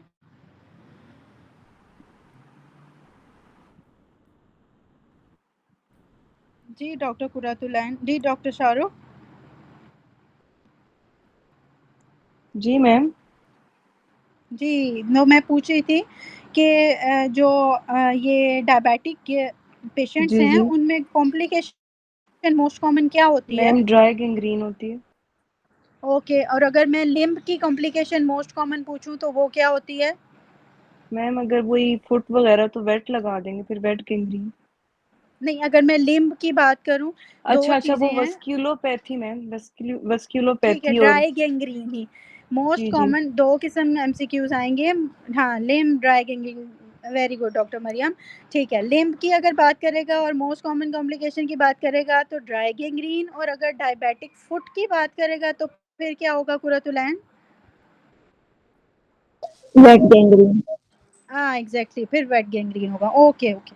Question number 80, T4 in the blood हमें मिल रहा है, मोस्टली बाइंड किससे करता है? थायराइड बाइंडिंग ग्लोबुलेंस के साथ। ठीक है, पता कि थायराइड बाइंडिंग ग्लोबुलेंस जो मैंने कल भी डिस्कस किया था इसके बारे में भी, कि प्रेगनेंसी में ये बढ़ती हैं और हेपेटिक फेलियर में कम हो जाती हैं, उसकी वजह से थायराइड हार्मोन्स जो हैं वो ज़्यादा और कम होते हैं, और वो बाइंड ही उससे करती हैं। 81 patient had hypocalcaemia and hyperphosphataemia, injection of parathyroid hormone cAMP in the kidney, pseudo hypoparathyroidism की तरफ वो क्यों जा रहा है? अब ये है कि जैसे हाइपोकैल्सीमिया और हाइपरफॉस्फेटीमिया, मतलब तो यही है कि ये हाइपोथायराइडिज्म हाइपोपैराथायराइडिज्म को शो कर रहे हैं। ठीक है, और दूसरी तरफ क्या हुआ, जब हमने इंजेक्शन दिया पैराथायराइड हार्मोन का तो उसने अपनी एक्टिविटी ज़्यादा की। तो सूडो पैराथायराइडिज्म में ऐसे होता है कि वो नज़र तो हाइपोपैराथायराइडिज्म आ रहा होता है और पैराथायराइड हार्मोन के लेवल्स तो ज़्यादा होते हैं। तो 80 में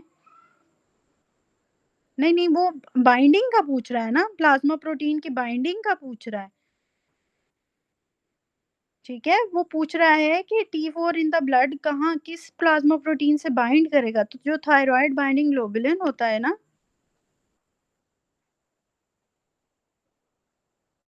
जो थायराइड बाइंडिंग ग्लोबुलेंस होते हैं उनके साथ जाके ये T3 T4 बाइंड करते हैं, और ये प्लाज्मा प्रोटीन वही होती है जिसके साथ ये बाइंड करते हैं। अगर टीबी जीज के लेवल ज़्यादा होंगे तो थायराइड के ये हार्मोन के लेवल ज़्यादा हो जाएंगे T3 T4 के। ठीक है, ये बाइंडिंग जो प्लाज्मा प्रोटीन्स हैं वो थायराइड बाइंडिंग ग्लोबुलेंस हैं। ओके, अच्छा, फिर उसके बाद 82 81 में यही है कि हाइपोथायराइडिज्म को वो शो कर रहा है, और जब उसने पैराथायराइड दिया और वो सूडो के तौर पे, अब पैराथायराइड बाहर से दे दिया, इंक्रीज कर दिया, और किडनी ने अपना काम शुरू कर दिया, लेकिन प्रेजेंट कैसे कर रहा है, वो हाइपो है, तो ये सूडो के तौर पे एक्ट करेगा फिर। ठीक है, सूडो में ये हम पहले भी इसको डिस्कस कर चुके हैं सूडो को। 60-year-old male 82 with a fracture or neck से osteoporosis is diagnosed, and osteoporosis ये दोबारा वही एंडोक्राइनोलॉजी। ठीक है, अब जैसे पीछे एक बच्चे ने बताया कि वो फीमेल थी। ठीक है, तो उसके अंदर एंडोक्राइनोलॉजिकल डिस्टर्बेंस तो हम कह सकते हैं ईस्ट्रोजन प्रोजेस्टेरोन के साथ, तो मेल में तो नहीं हम कह सकते, तो मेल में वही फिर पैराथायराइड हार्मोन और कैल्शियम लेवल्स जो होते हैं ना वो अफेक्ट होते हैं। ठीक हो गया। 83 level of estrogen with a high level of FSH is primary hypogonadism। Primary hypogonadism में नोट डाउन कर लें कि गोनेडोट्रोफिक लीजिंग हार्मोन हमारे पास ज़्यादा होता है, एलएच एफएसएच ज़्यादा होता है। जब वो ज़्यादा होते हैं तो टेस्टोस्टेरोन का लेवल कम होता है, ये प्राइमरी हाइपोगोनाडिज्म है। लेकिन सेकेंडरी में उल्टा चल रहा होता है। सेकेंडरी में क्या होता है कि सारा कुछ ही कम होता है, जिसमें गोनेडोट्रोफिक रिलीजिंग हार्मोन भी इटसेल्फ कम होगा, एलएच और एफएसएच बन ही नहीं रहे हैं, और टेस्टोस्टेरोन भी कम होगा। ठीक है, सेकेंडरी में सारा कुछ कम होगा, लेकिन प्राइमरी में वो ऊपर से ज़्यादा आ रहे होते हैं, लेकिन किसी लोकल कॉज की वजह से जो है वो टेस्टोस्टेरोन के लेवल कम होते हैं, वो ऑलरेडी क्योंकि ज़्यादा होते हैं, और लोकल कॉज से हाई प्राइमरी हाइपोगोनाडिज्म में वो टेस्टोस्टेरोन लेवल कम होते हैं। लेकिन सेकेंडरी में पिट्यूटरी कॉज भी होगा, जिसमें हार्मोन भी इटसेल्फ हाइपोथैलेमिक कॉज भी होगा। ठीक है, तो उसमें वो उसके साथ एसोसिएटेड होगा कि उसमें गोनाडोट्रोपिन रिलीजिंग हार्मोन भी कम होगा, एफएसएच भी कम होंगे, और टेस्टोस्टेरोन भी कम होंगे। 84 में प्राइमरी एड्रेनल इनसफिशिएंसी में हम देखते हैं तो क्या होगा, हाइपरकैलेमिया होगा, क्योंकि एल्डोस्टेरोन नहीं होगा और पोटेशियम अंदर इकट्ठा होता जाएगा, जिसकी वजह से हाइपरकैलेमिया होगा।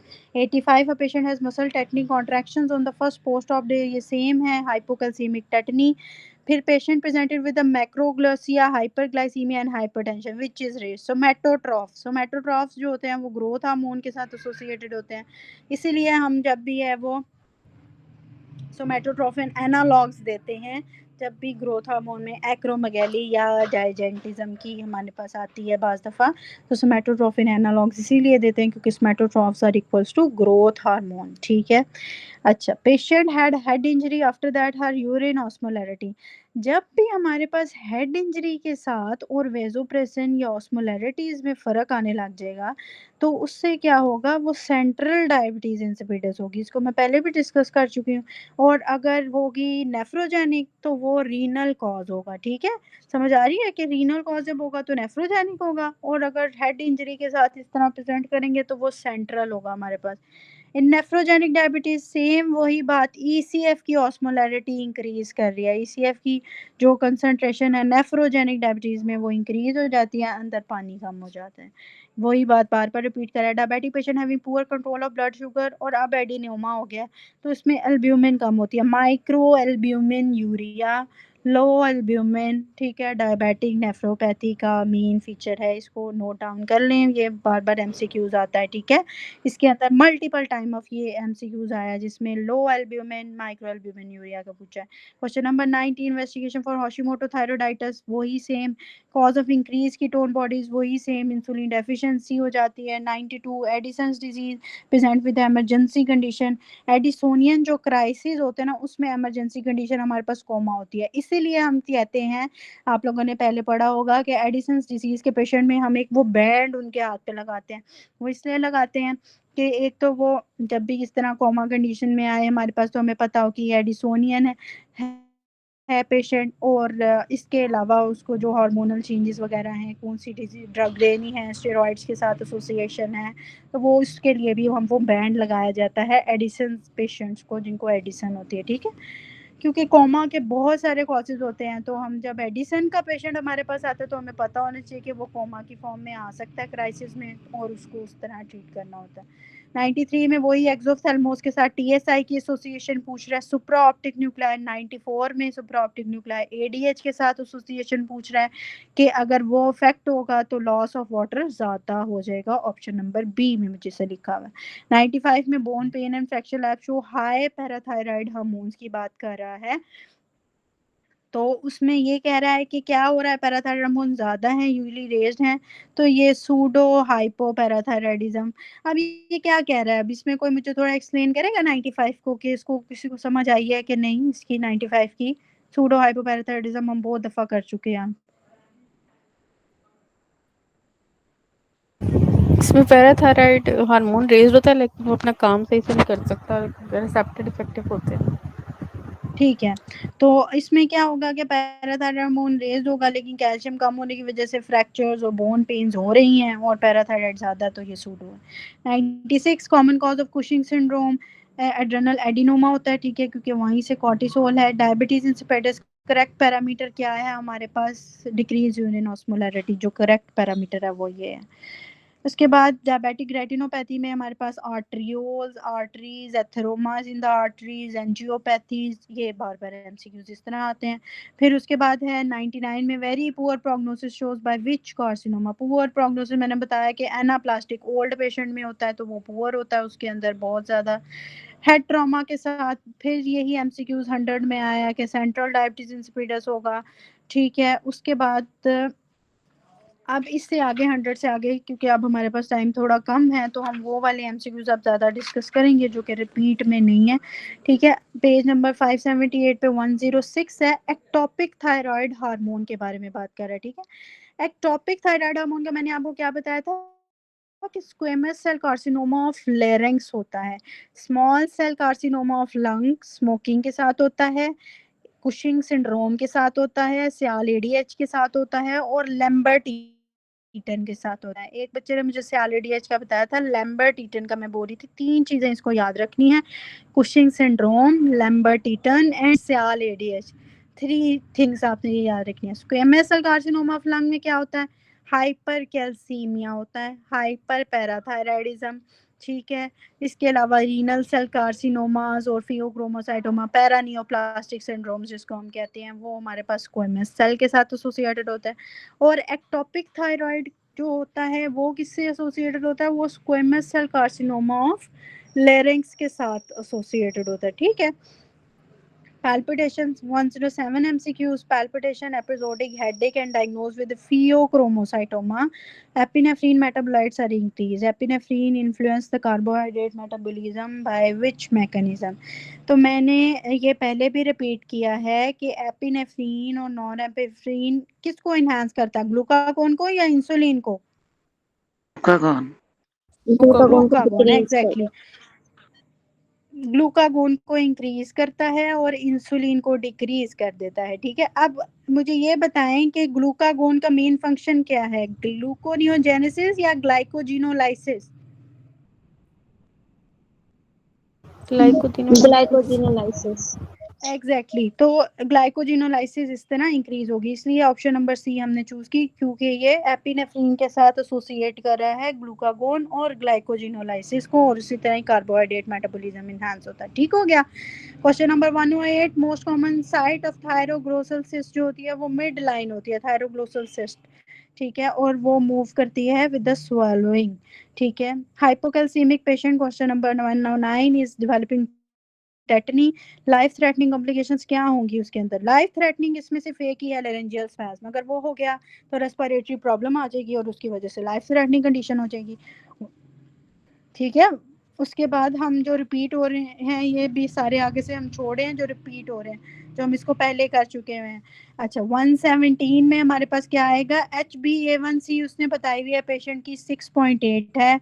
ब्लड शुगर जो फास्टिंग है वो 141 है, मतलब कि ज़्यादा हो गई ना, तो ये डायबिटिक है। ठीक है, अब इसमें क्या है कि फास्टिंग आपकी 126 से नीचे नीचे आनी चाहिए, और ये ऊपर आ रही है 126 से 141 आ रही है। ठीक है, ये ज़्यादा होगी। और अगर हम रैंडम की बात करते हैं तो वो 140 टू 200 की हमारे पास रेंज होती है, तो उसमें 200 से ज़्यादा आनी चाहिए, तो वो डायबिटिक होता है। ठीक है, सही हो गया। 118 में है 15 year history of diabetes, how to check long term glycaemic control, 3 months का कंट्रोल, या फिर ये पूछा जाए कि HbA1c। जी HbA1c, एग्जैक्टली, इसको ही ग्लाइकोसाइलेटेड हीमोग्लोबिन कहा जाता है, और यही HbA1c होती है जिसमें लॉन्ग टर्म कंट्रोल देखना होता है। अच्छा, इसके बाद हम कह रहे हैं 120 MCQs।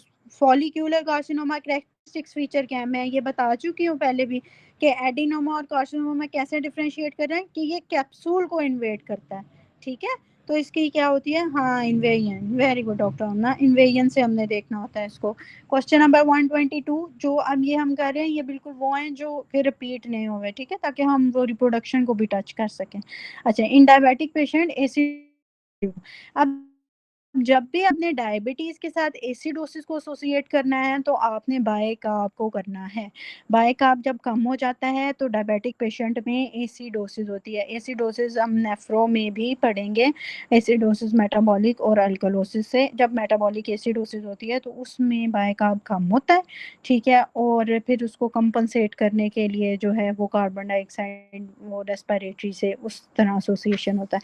तो इसमें हम देखते हैं जब भी मेटाबॉलिक एसिडोसिस होती है तो पीएच कम होती है और डायबिटीज़ में, और इसके साथ बायकार्ब कम हो जाता है। ठीक है, फिर क्वेश्चन नंबर आ जाता है हमारे पास 135 पेज नंबर 580 पे। इसमें क्या वो कह रहा है कि हमने हिस्टोपैथोलॉजिकल स्लाइड बनाई है जिसमें राइट लोबेक्टमी ली गई थी थायराइड की। ठीक है, और स्टमसेक्टमी भी की गई।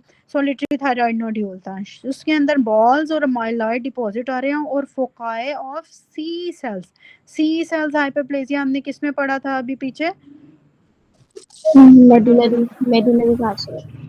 एग्जैक्टली, मेडुलरी कार्सिनोमा में एक तो हमने सी सेल पढ़ा, फिर हमने कैल्सिटोनिन पढ़ा, फिर हमने पढ़ा कि कैल्सिटोनिन पेजेट में हम यूज करते हैं। ठीक हो गया।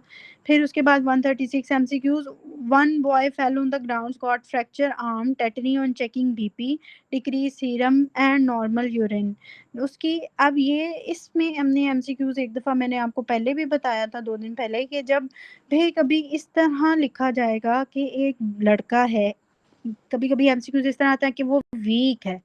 ठीक है, एक लड़का बता दिया जाता है कि वो वीक है और उस तरह उसके फ्रैक्चर्स हो रहे हैं और उसको टेटनी भी हो रही है, उसका बीपी जब हमने चेक किया तब भी टेटनी हो रही थी, और उसका सीरम कैल्शियम लेवल कम है, तो उसको, और यूरिन का ठीक है, ठीक है। अगर यूरिन का ज़्यादा होता ना तो इसका ये मतलब होता कि उसकी तो कैल्शियम तो बाहर जा रहा है और अंदर तो कुछ बच नहीं रहा सीरम में, तो फिर वो हम हाइपरपैराथायरॉयडिज्म या सेकेंडरी की बात भी कर सकते थे कि रीनल कॉज तो नहीं है, ठीक है। लेकिन जब इस तरह बात करेगा कि उसकी यूरिन की कैल्शियम लेवल नॉर्मल हैं, सीरम के उसके अफेक्टेड हैं, सीरम के कम हो रहे हैं और वो फ्रैक्चर भी उसको हो रहा है, टेटनी भी है या वो वीक है, ठीक है, किसी भी सूरत वो ये बताए कि वो वीक है, तो उसमें हम फिर विटामिन डी डेफिशिएंसी की तरफ जाएंगे। विटामिन डी डेफिशिएंसी का इनडायरेक्ट एक्शन मैंने आप लोगों को पहले भी बताया था कि ये calcium absorption from the intestine करवाता है। जब ये नहीं होगा तो उसकी डाइट में कमी होगी, तो फिर वो इस तरह वीक रहेगा और हाइपोकैल्सियमिक प्रेजेंट करेगा। ठीक हो गया। क्वेश्चन नंबर 141 में क्या है कि peripheral neuropathy secondary two diabetes what is defected. तो जब भी डायबिटीज में एंजियोपैथी होती है तो सबसे पहले क्या अफेक्ट होता है, क्या अफेक्ट होता है सबसे पहले? वेसल्स, सॉरी, वेस्कुलोपैथी होती है। जब भी वेस्कुलोपैथी होगी तो सबसे पहले आर्टरीज अफेक्ट होंगी, और अगर वो न्यूरोपैथी की बात करेगा तो क्या अफेक्ट होगा, एंडोथेलियल सेल्स। ठीक है, ये दोनों चीज़ों में फ़र्क रखना है कि पता हो कि न्यूरोपैथी में एंडोथेलियल सेल्स होते हैं और वेस्कुलोपैथी में आर्टरीज पहले अफेक्ट होती हैं। ठीक हो गया। फिर उसके बाद है आर्टेरियोल्स मैम, जी सॉरी आर्ट्रियोल्स जी,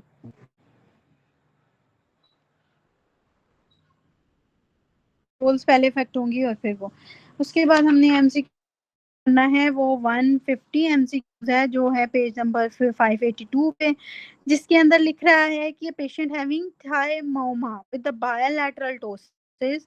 न्यूरोपैथी में हम ना एंडोथेलियल सेल्स इफेक्ट होते हैं, ठीक है, एंडोथेलियल सेल्स, और वेस्कुलोपैथी में आर्ट्रियोल्स इफेक्ट होती हैं मेनली पहले। ठीक है। अच्छा 150 में क्या है, thymoma with the bilateral ptosis and proximal muscle weakness. अब आपको पता है जो माइस्थीनिया ग्रेविस के पेशेंट होते हैं उसमें बायलैटरल टोसिस होती है और थायमोमा भी होता है उसके अंदर, ठीक है, और इसमें मसल वीकनेस होती है, फटीग होती है, जब पेशेंट जो है वो सारा दिन काम करता है फिर रेस्ट पे उसको ठीक हो जाता है, वो किस लिए होता है, वो एसिटाइलकोलिन रिसेप्टर एंटीबॉडीज की तरफ से होता है। ठीक है। और अगर मोस्ट कंफर्मेटरी या गोल्ड स्टैंडर्ड टेस्ट हमने करना है तो वो हम माइस्थीनिया ग्रेविस में क्या करते हैं, ईएमजी करते हैं। ठीक है। और इनिशियल ड्रग इसमें वो भी लिखा हुआ है कि इनिशियल ड्रग हम नियोस्टिगमीन देते हैं, फिर पायरेडोस्टिगमीन मेंटेनेंस के लिए देते हैं, और यही दोनों आती हैं ज़्यादातर, नियो एंड पायरेडो। ठीक नंबर अब हमने करना है डिस्कस 154, वही बार बार medullary carcinoma of the thyroid suppressed to the lymph nodes. मैंने एक कौन सा पहले बताया था, एक पेपिलरी थायराइड कार्सिनोमा है that suppressed to the lymph node, एक मेडुलरी हो गया, और जो फॉलिक्यूलर है वो कैसे सेपरेट करता है उसका मैंने निमोनिक बताया था, FB. Capsule neck. Yes, haematogenous separate, right, FB से उसका निमोनिक है, वो सेपरेट करता है हेमेटोजेनसली। फिर 160 एमसीक्यूज है जिसमें पीसीओज के साथ in PCOS what causes increase in androgens. तो पीसीओज में एलएच और जो इंसुलिन है ना वो मेन रोल जो है ना वो प्ले कर रही होती है पीसीओज में। ठीक है। एंड्रोजन्स इन पीसीओज कैसे इंक्रीज होते हैं, एलएच और इंसुलिन से। ये बहुत दफा एमसीक्यूज आया तो इसमें एफएसएच की तरफ नहीं जाना, अगर एलएच एंड इंसुलिन की ऑप्शन आएगी तो आप उसको प्रेफर करेंगे देन ओनली एलएच। ठीक है। अगर वो प्लस में दोनों लिखे होते हैं तो हम उसको प्रेफर करेंगे। 162 एमसीक्यूज में वो कह रहा है कि 68-year-old woman with a poor dietary habits and sedentary lifestyle having the fracture of femur। अब ये क्या हुआ कि ये पोस्ट मीनोपॉजल, ये वही बात बार बार रिपीट कर रहा है कि जब भी, एक तो ये पोस्ट मीनोपॉजल हो सकता है, दूसरा एंडोक्राइनोलॉजिकल हो सकता है, ये दोनों चीज़ें हम पहले भी डिस्कस कर चुके हैं, ये वही इसको रिपीट कर रहा है।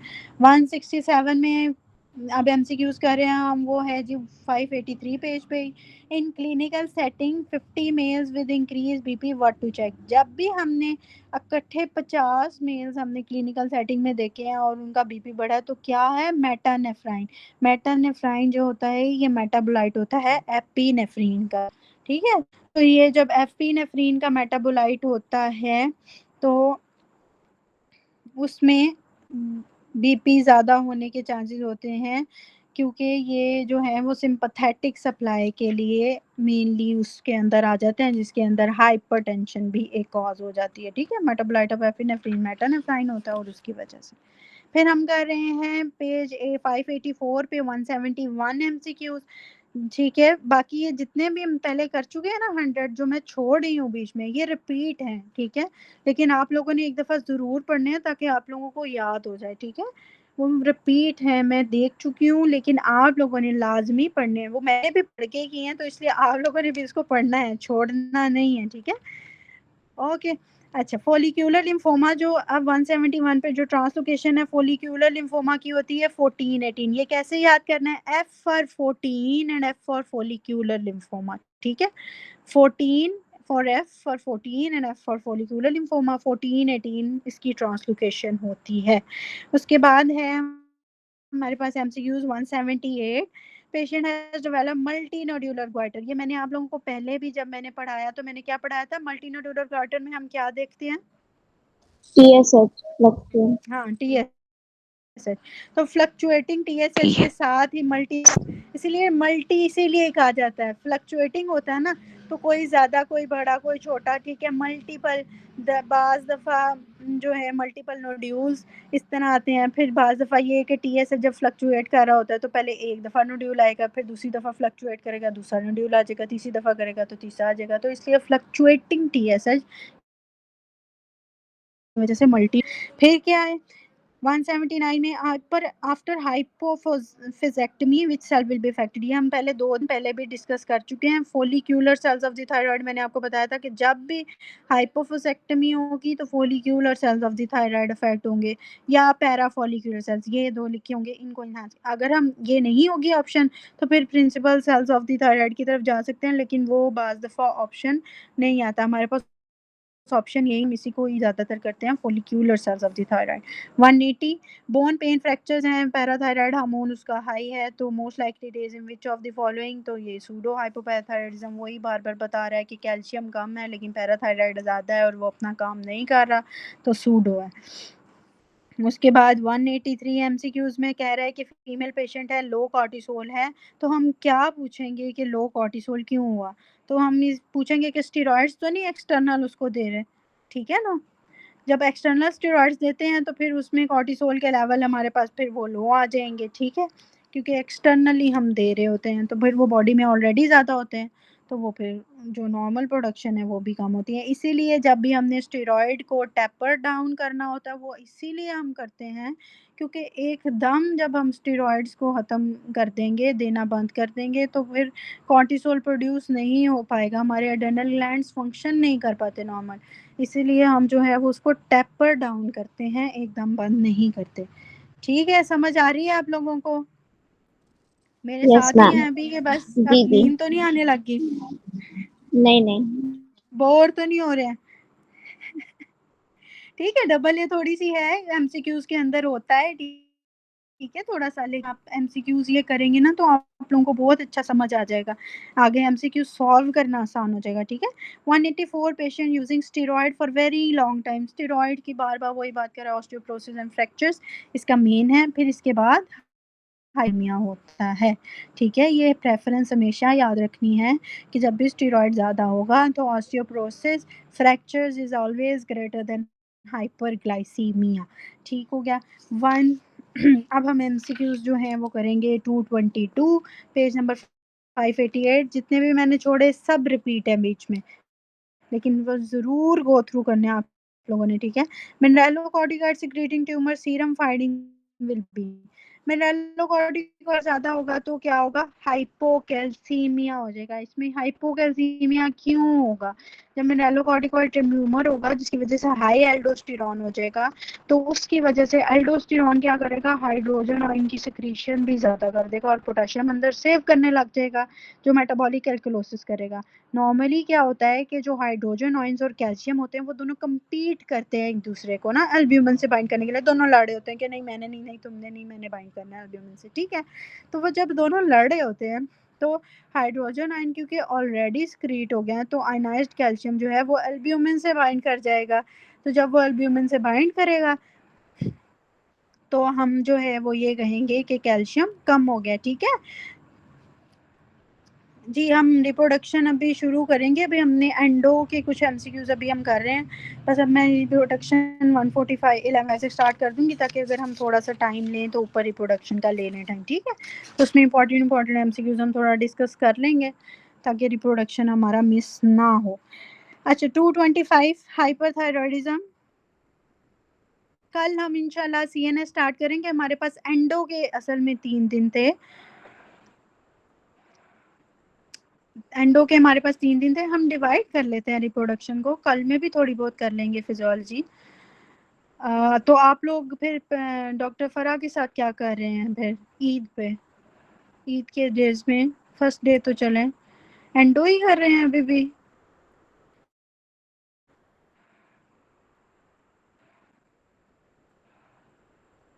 कल एंडो कर रहे हैं, चलें कल रिप्रोडक्शन कर लेंगे।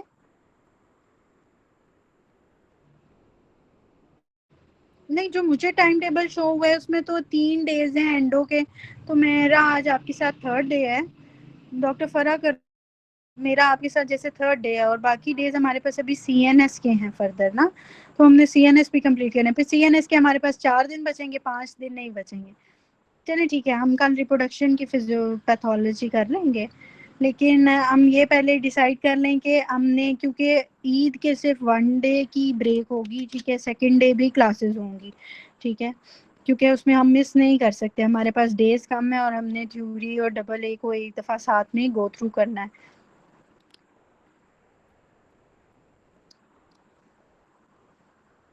डॉक्टर मोहम्मद ज़ुबैर, हम डबल ए की बुक कर रहे हैं एंडोपैथोलॉजी, ठीक है। आतिका, हम कल जो है वो रिप्रोडक्शन की पैथोलॉजी कर लेंगे, इट्स ओके कोई बात नहीं, लेकिन ईद के सेकंड डे से फिर हम जो है वो सीएनएस स्टार्ट कर देंगे इंशाल्लाह। नहीं, कोई ब्रेक नहीं है, ठीक है। ब्रेक सब आप जो है ना वो अब एक दफ़ा इंशाल्लाह जो है ना वो अगस्त की अटेम्प्ट क्लियर कीजिएगा, उसके बाद ब्रेक्स जो है ना वो, ठीक है, उसके बाद थोड़ी देर ब्रेक, इंडक्शन जब तक होगी उस तक ब्रेक ले लीजिएगा, ठीक है। कोई बात नहीं, 3 दिन की होती है, आप लोगों के लिए सिर्फ 1 दिन की है। हम सेकंड डे लेक्चर लेंगे इंशाल्लाह, लेकिन हम वो कोशिश करेंगे क्योंकि हमने सीएनएस करना है तो वो हमारे पास रह जाएगा, तो हम कोशिश करेंगे सीएनएस ना करें। हाँ जी, इधर 1 दिन की है, हमारी इधर एकेडमी में 1 दिन की है, बाकी 3 दिन की है, ठीक है। तो हम कोशिश करेंगे सीएनएस ना करें, लेकिन कुछ और बेशक कर लें। अगर आप लोग विलिंग हो कि हम सीएनएस की जगह हेमाटोलॉजी स्टार्ट कर दें तो हम वो कर लेंगे। फिर उसमें हम ये करेंगे कि मैं वो देख के आपको बता दूंगी कि उसके कितने डेज हैं। अगर हेमाटोलॉजी के हमारे पास 3 दिन हुए तो हम उसको 2 दिन में कर लेंगे ताकि आप ईद की 2 छुट्टियां मना लें, ठीक है। चलें ठीक है, सही है। तो आप मुझे एक दफ़ा वैसे भी ग्रुप में बता दीजिएगा, कल बताइएगा फिर मुझे क्लास में कि क्या बाकी सारे क्या करवाना चाह रहे हैं ना आपको, ताकि वो इंटीग्रेटेड सिस्टम भी रहे। और अगर सीएनएस ही सब स्टार्ट कर रहे हैं, आपकी रफ़ी की भी सीएनएस स्टार्ट हो रही है, तो हम इधर एमसीक्यूज भी वही स्टार्ट करेंगे ताकि वो इंटीग्रेटेड रहे, सही है, ठीक है। अच्छा, अब 225 एमसीक्यूज था जिसमें hyperthyroidism clinical science are due to which of the following, तो इसमें आता है लाइपोलाइसिस। अब हाइपरथायराइडिज्म के साथ हमारे पास लाइपोलाइसिस कैसे एसोसिएट होता है कि इन जो हाइपरथायराइडिज्म है उसमें हमने पढ़ा हुआ है कि वो वेट लॉस होता है उसमें, और हाइपो में वेट गेन होता है, ठीक है। तो उसमें ये उसको एसोसिएशन लिखा हुआ है, नीचे एपेटाइट का भी लिखा हुआ है, और बॉडी यूटिलाइज करती है फैट फॉर द एनर्जी, तो वो भी लिखा हुआ है कि हाइपरथायराइडिज्म में ये हमारे पास कॉजेज हो जाती हैं। उसके बाद है क्वेश्चन नंबर 229 जिसके अंदर लिखा हुआ है कि सीवीए है, उसका loss of appetite to the food and drink and tendency to through cause of his decrease thrust. जब भी कभी डिक्रीज थ्रस्ट के साथ पेशेंट आएगा तो वो आएगा वेजोप्रेसिन का। अब ये देखो कि सीवीए भी हुआ उसको, ठीक है, फिर उसके बाद क्या हुआ, एपेटाइट लॉस हो गया फूड से भी और ड्रिंकिंग भी थर्स्ट भी उसकी डिक्रीज होगी। इसने इस ऑप्शन में आप देख रहे हैं कि जैसे उसने सारी चीजें लिखी हुई हैं और एट द एंड आके उसने पूछा सिर्फ इतना ही है कि tendency to throw cause of his decrease thirst is, ठीक है।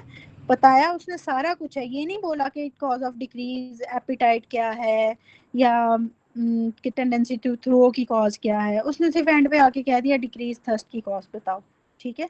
बाद दफ़ा CPSP ऐसे MCQs भी देता है। इस दफ़ा जो मेन अटेम्प्ट में एक MCQs था वो भी मैं आपको फर्दर बताऊंगी, उसमें भी ऐसे ही था, सारी कहानी ऊपर कुछ और कह के तो नीचे कुछ और पूछ रहा है।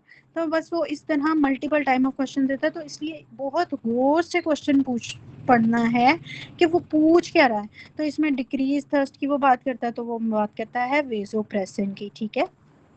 उसके बाद 230 हमारे पास एपिसोडिक एंड कैटाकोलामीन ट्यूमर है। कैटाकोलामीन ट्यूमर जो हमारे पास होता है वो डनल मेडुल्ला का होता है और उसमें क्रोमोफोन होते हैं, सेल। यस एग्जैक्टली, क्रोमोफिन और फियोक्रोमोसाइटोमा में मैंने आपको याद कराया कि क्रोमोफिन सेल्स और बनते किधर से हैं क्रोमोफिन सेल्स, कोई बताएगा? Uric acids. Yes, uric uric acid. Acid. जी exactly. A patient has adrenal gland mass 232 MCQs है and catecholamines increase level. Same वही बात है, ये benign and medullary carcinoma है, ठीक है। उसके बाद 233 है कि उसको एडिनोमा नहीं हो रहा, एल्डोस्टेरॉन। कल मुझसे परसों किसी ने पता नहीं कहा, परसों पूछा था एक सवाल जिसमें एल्डोस्टेरॉन का लेवल कहा था कि उसमें कोई चेंजेस आती हैं और राइट एट्रियम के साथ भी एक MCQ था, ठीक है। तो इसके अंदर क्या है कि जब एल्डोस्टेरॉन का लेवल एडीमा क्यों नहीं कॉज करता, क्योंकि एस्केप मैकेनिज्म होता है। जब भी कभी बॉडी में एल्डोस्टेरॉन बहुत ज़्यादा होके वाटर और इलेक्ट्रोलाइट की एब्जॉर्प्शन करा देता है और ब्लड फ्लो हमारा ज़्यादा हो जाता है, तो जो राइट एट्रियम है उससे क्या रिलीज होता है, ANP। जब ब्लड फ्लो बहुत ज़्यादा होगा तो ANP कहेगा कि भाई कहाँ से इतना पानी आ रहा है, तो वो क्या करेगा, वो रास एंजियोटेंसिन सिस्टम, जो रेनल एंजियोटेंसिन सिस्टम है, रास सिस्टम है, उसको इनहिबिट करेगा। उस इनहिबिशन को, इस सारे मैकेनिज्म को एस्केप मैकेनिज्म कहा जाता है। इसीलिए एल्डोस्टेरॉन बेशक ज़्यादा हो लेकिन वो इतना ज़्यादा नहीं फिर होता कि वो एडीमा कॉज कर दे, ठीक है ना। समझ आइए आप लोगों को इस मैकेनिज्म की, इस पे एस्केप मैकेनिज्म किसको हम कहते हैं। ओके, तो इसमें हम एस्केप मैकेनिज्म इसको कहते हैं कि वो इतना ज़्यादा नहीं होता कि फिर वो एडीमा ही कॉज करते, ठीक है। फिर उसके बाद जो है वो 235 MCQs है जिसके अंदर एडिसन डिजीज़ की बात कर रही है और एमरजेंसी में वो प्रेजेंट किया। जब भी एडिसन डिजीज़ होता है तो उसमें हाइपरकैलेमिया होता है, और हाइपरकैलेमिया में आप लोगों ने याद रखना है, ये MCQs आता है कि फ्लैसिड पैरालिसिस होती है। हाइपरकैलेमिया होता है एडिसन में और हाइपरकैलेमिया में क्या होता है, फ्लैसिड पैरालिसिस होती है, ठीक है। फिर 236 MCQs है। 11-year-old boy having the polydipsia, polyphagia, polyuria, weight loss with a fasting hyperglycemia, what is the diagnosis? तो 11-year-old है, यंग पेशेंट है, तो IDDM है, ठीक है। ये यंग में जो प्रेजेंट करते हैं पेशेंट्स में उनमें होती है, ठीक है। फिर उसके बाद जो हमने MCQs करना है that is the 239 MCQs, 590 page पे है। Hypothyroidism due to disease of the thyroid gland associated with increase plasma level. तो हाइपोथायरॉयडिज्म में मैंने आपको बताया क्या ज़्यादा होता है, हाइपोथायरॉयडिज्म में कोलेस्ट्रोल ज़्यादा होता है, ठीक है, इसीलिए वेट गेन होता है हाइपोथायरॉयडिज्म में। फिर उसके बाद है 240 पेशेंट, 0.02 ईयर्स का वो बच्चा है, ठीक है। 240 MCQ, सॉरी मैं पेशेंट बोल रही हूँ। 240 MCQs, 2 years old child presented with the midline swelling just below the heart bone। और मैंने बोला कि स्वेलिंग जो है वो जब मिडलाइन स्वेलिंग मूव करेगी तो उसका मतलब है वो थायरोग्लॉसल डक्ट सिस्ट है, लेकिन इसमें क्या लिखा हुआ है, with no movement on protrusion of trunk. जब प्रोट्रूजन ऑफ ट्रंक के साथ मूव नहीं करेगी तो फिर वो एक्टोपिक थायराइड ग्लैंड है। एक्टोपिक थायराइड ग्लैंड वो टंग के साथ मूव नहीं करता, लेकिन thyroglossal duct cyst mid line में ये दो होती हैं, तो उसके अंदर जो थायरोग्लोसल डक्ट सिस्ट है वो प्रोट्रूजन ऑफ टंग के साथ मूव करती है। तो right option is D, ectopic thyroid gland. 241 MCQs effect of giving the T4 to the girl with the hypothyroidism। तो उसका रेट ज़्यादा होगा, रेस्पिरेटरी रेट ज़्यादा होगा, हाइपरटेंशन हो सकती है, बीपी ज़्यादा हो सकता है, ठीक है। ये सारी चीज़ें जो है वो हाइपोथायराइडिज्म के पेशेंट में जब हम T4 या लीवोथायरॉक्सिन देते हैं तो उसका ये चीज़ें जो है वो अफेक्ट होती हैं। फिर 242 MCQs, therapeutic use of the calcitonin. ये मैंने आपको बहुत दफ़ा कराया कि पेजेड डिजीज में कैल्सिटोनिन यूज होता है और मेडलरी थायराइड कार्सिनोमा में कैल्सिटोनिन ज़्यादा होता है। 247 MCQs, in hyperthyroidism which receptor will affect heart. तो जो भी कार्डियक के रिसेप्टर्स हैं ना वो मेनली होते हैं बीटा, बीटा एड्रेनर्जिक और B1 होते हैं, ठीक है। ऐसे MCQs भी आता है, एक जगह पूछता है हार्ट और यूट्रस के यूट्राइन जो रिसेप्टर्स हैं वो बताएं, तो वो B1 और B2 होते हैं। ठीक है, बस हार्ट ऊपर है पड़ा हुआ है, ठीक है, टॉप पे है, तो वो B1 है। ठीक है, यूट्राइन जो रिसेप्टर्स हैं वो नीचे हैं, ठीक है, तो दैट इज द B2। ठीक है, इस तरह बस करके याद कर लें। लेकिन कार्डियक के जब भी हम पढ़ेंगे हाइपरथायराइडिज्म के साथ, तो वो बीटा एड्रेनर्जिक रिसेप्टर्स होंगे। ठीक है, वहां पे पंप की कंट्रैक्टिलिटी वगैरह ज्यादा करेगा, टैकीकार्डिया करेगा, हाइपरथायराइडिज्म। ठीक। 248 पोस्ट एडेनोलेक्टमी पेशेंट क्यों मरा? क्योंकि एल्डोस्टेरोन की डेफिशिएंसी हुई। क्योंकि मेनली क्या होता है कि हमारे पास पोटाशियम जब हमारे पास ज़्यादा हो जाता है फिर हाइपरकैलेमिया हो जाएगा। ये electrolyte imbalance is very dangerous. ठीक है ना, आप लोगों को पता है कि जब इलेक्ट्रोलाइट इम्बैलेंस हो जाता है किडनीज अफेक्ट हो जाती हैं, तो ये बहुत डेंजरस है, डायलिसिस तक आ जाती है। तो सबसे ज़्यादा क्या अफेक्ट होगा? एल्डोस्टेरोन अफेक्ट होगा। ठीक है, जब भी एडेनोलेक्टमी होगी।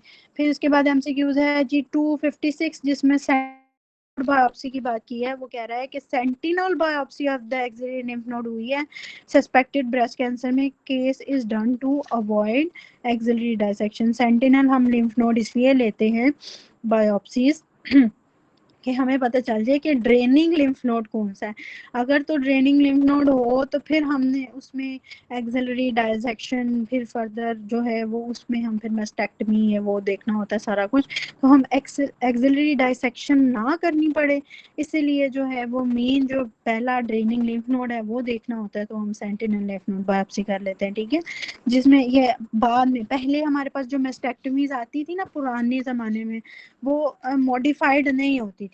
अब मॉडिफाइड इसीलिए ही हैं क्योंकि बाज़ दफ़ा ये सेंटिनल लिम्फ नोड्स बायोप्सी कर ली जाती है। ठीक है, और मॉडिफाइड इसलिए भी होती है कि वो पोर्शन एक बचा रहे होते हैं। ठीक है, रेडिकल मॉडिफाइड मेस्टेक्टमीज जो होती हैं। लेकिन पहले जो पुराने ज़माने में होती थी उसमें इस तरह का कोई केस नहीं होता था, तो इसलिए जो है ना वो उसमें पूरा ही जो है वो मास पूरा रिमूव कर दिया जाता था। अच्छा, अब 260 MCQs है। Patient having CNS symptom, high insulin, high C peptide, low glucose. अब इसमें क्या इंसुलिनोमा, इसको थोड़ा सा डिस्कस हम कर लेते हैं यहाँ पे कि इंसुलिनोमा क्या होता है, ग्लूकोमा क्या होता है। ठीक है, ये जो दो चीज़ें ना ये एंडो में आ जाती हैं। अच्छा, इंसुलिनोमा जो है वो इंसुलिन से, जैसे आपको पता है कि वो बीटा सेल से निकलते हैं, तो जब भी बीटा सेल्स का ट्यूमर होगा तो इंसुलिन ज़्यादा होगी और सी पेप्टाइड ज़्यादा होगा और ग्लूकोज कम होगी। ठीक है, लेकिन जब हमारे पास ग्लूकागोनोमा होगा, ग्लूकागोनोमा में क्या होगा कि ए सेल्स ज़्यादा होंगे, ग्लूकागोन ज़्यादा होगी और इसके अंदर 6Ds भी ज़्यादा होंगे, जैसे डर्माटाइटिस, डायबिटीज़, हाइपरग्लाइसीमिया, डीवीटी जैसे thromboembolism, declining weight, depression and diarrhoea. ठीक है, डर्माटाइटिस जैसे स्किन की कंडीशंस आने लग जाएंगी, डायबिटीज होने लग जाएगी ग्लूकागोन से, डीवीटीज होने लग जाएंगी ग्लूकागोन से। ठीक है, वेट कम होगा, डिप्रेशन ज़्यादा हो जाएगा और डाइटरी प्रॉब्लम्स, डायरिया भी आने लग जाएगा। ठीक है, इसी तरह हमने 3Ds भी एक जगह पढ़े होंगे, आप लोगों ने अगर पहले के भी पढ़ा हो तो 3Ds का मैक्सिम पता है? डेफिशिएंसी। हाँ, niacin deficiency, very good doctor बतावर। नायसिन डेफिशिएंसी में हम 3Ds पढ़ते हैं, वो डिमेंशिया, डर्माटाइटिस के साथ एसोसिएटेड होता है। डायरिया। ठीक है, हाँ वेरी गुड। तो वो हम उसमें पढ़ते हैं 3Ds, लेकिन ग्लूकागोनोमा में हम 6Ds पढ़ते हैं। इसके अंदर भी डर्माटाइटिस है, डायरिया है, लेकिन इसमें डिप्रेशन है, डिमेंशिया नहीं है। ठीक है, ये दो चीज़ें इसके साथ एसोसिएटेड होती हैं। अल्फा सेल्स हो गए, बीटा सेल्स हो गए। अब हो गए हमारे पास जो डेल्टा सेल्स हैं, जो कि हमारे पास सोमेटोस्टेटिनोमा के साथ हैं। अब आपको पता है कि सोमेटोस्टेटिन क्या करता है, ये इनहिबिट कर रहा होता है इंसुलिन और ग्लूकागोन को। ठीक है, तो ये ओवर प्रोडक्शन किस किस की करेगा, जो उसके उसमें होंगे, इसमें सोमेटोस्टेटिन तो ओवर प्रोडक्शन होगी, लेकिन सिक्रेटिन और जीआईपी भी कम हो जाएगा, जो कि इंसुलिन को इनहेंस कर रहा होता है। फिर ग्लूकागोन कम हो जाएगा, सीसीके कम हो जाएगा। ठीक है, सोमेटोस्टेटिनोमा में ये सारी चीज़ें कम हो जाएंगी और ये डायबिटीज़ या ग्लूकोज इंटॉलरेंस के साथ और गॉल स्टोन्स के साथ भी बहुत दफ़ा प्रेजेंट करेगा। ये इतना इंपॉर्टेंट नहीं है, इंपॉर्टेंट क्या है, कार्सिनाइड ट्यूमर एक बहुत दफ़ा आता है। ठीक है, इसी के अंदर कार्सिनाइड ट्यूमर के अंदर क्या होता है कि वो न्यूरो एंडोक्राइन सेल से रिलीज होता है, इंटेस्टाइन या लंग से। ठीक है, सेरोटोनिन उसमें ज़्यादा होता है कार्सिनाइड ट्यूमर में, और प्रोमिनेंट रोजेट्स इसके अंदर बनते हैं, प्रोमिनेंट रोजेट्स। ठीक है, हम आगे जाके पढ़ेंगे सूडो रोजेट्स भी होते हैं हमारे पास, होमर राइट रोजेट्स भी होते हैं। तो आप अभी बस इतना याद कर लो कि जो प्रोमिनेंट रोजेट्स हैं वो हमारे पास किस में होते हैं, कार्सिनाइड में होते हैं, और सेरोटोनिन उसमें होता है, और वो न्यूरो, ठीक है। तो कार्सिनाइड ट्यूमर भी एक मेनली बहुत दफ़ा आता है जिसमें डायरिया हो जाता है पेशेंट को, हार्ट डिजीज हो जाती है कार्सिनाइड ट्यूमर में, वीजिंग रहती है। ठीक है, तो न्यूरो एंडोक्राइन सेल्स की वजह से ये सारा प्रॉब्लम हो रहा होता है। ठीक हो गया, इसमें हमने इंसुलिनोमा, ग्लूकोगोनोमा, ठीक है, सोमेटोट्रोपिन के साथ वो भी हमने पढ़ लिया, और कार्सिनाइड ट्यूमर भी इसमें पढ़ लिया। 261 एमसीक्यूज अब हम कर रहे हैं। ठीक है, ये बस अब लास्ट एमसीक्यूज है इंशाल्लाह, इसमें हम आगे फिर फर्दर कल कंटिन्यू करेंगे। Absolute and only indication of thyroid scan, मैंने आपको पहले भी बताया कि सिर्फ कोल्ड नोड्यूल में, जिसमें हमारे पास चांसेस हैं cold with C for cold and C with the carcinoma.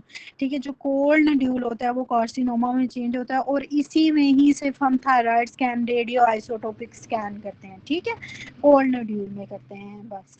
ठीक है, अब इसके बाद एक बस एमसीक्यूज 263 जिसके अंदर वो कह रहा है कि द शिजोफ्रेनिया बीपी 110/70 है, फिनोथायजीन उसको हमने ड्रग दी, और अब हम मिल्की डिस्चार्ज है फ्रॉम द निपल। तो इसमें अब क्योंकि उसने ड्रग दे दी है और उसकी वजह से मिल्की डिस्चार्ज हुआ है, तो ये ड्रग इंड्यूस्ड है। अब यहाँ पे उसी तरह ही अगर 1000 से कम वैल्यू लिख देता तो ड्रग इंड्यूस्ड ही होता, 1000 से 5000 तक लिख देता तो वो हम माइक्रो की बात कर रहे होते, और अगर 5 मैक्रो। मैक्रोफ्लोरेक्टिनोमा की बात। ठीक हो गया, सही है। ठीक है, यहाँ पे हमारी एंडोपैथोलॉजी खत्म होती है। मुझे किसी के पास जो सेकंड एडिशन है अभी आप लोगों में से किसी के पास, मैं इंशाल्लाह जो है वो थर्ड एडिशन के जो एमसीक्यूज ऊपर के होंगे वो भी आप लोगों से अभी पीडीएफ में शेयर कर दूंगी। ठीक है, जिसके पास वो ना हुए वो उसको एक दफ़ा गो थ्रू ज़रूर करें। अभी तक किसी को कोई चीज़ ना समझ आई हो, किसी ने कुछ पूछना हो?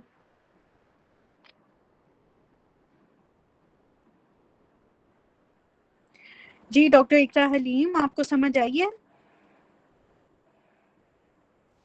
Yes ma'am. ओके, ठीक है, सही है। अच्छा, अब ये है कि डबल ए के बहुत सारे एमसीक्यूज होते हैं, मल्टीपल एमसी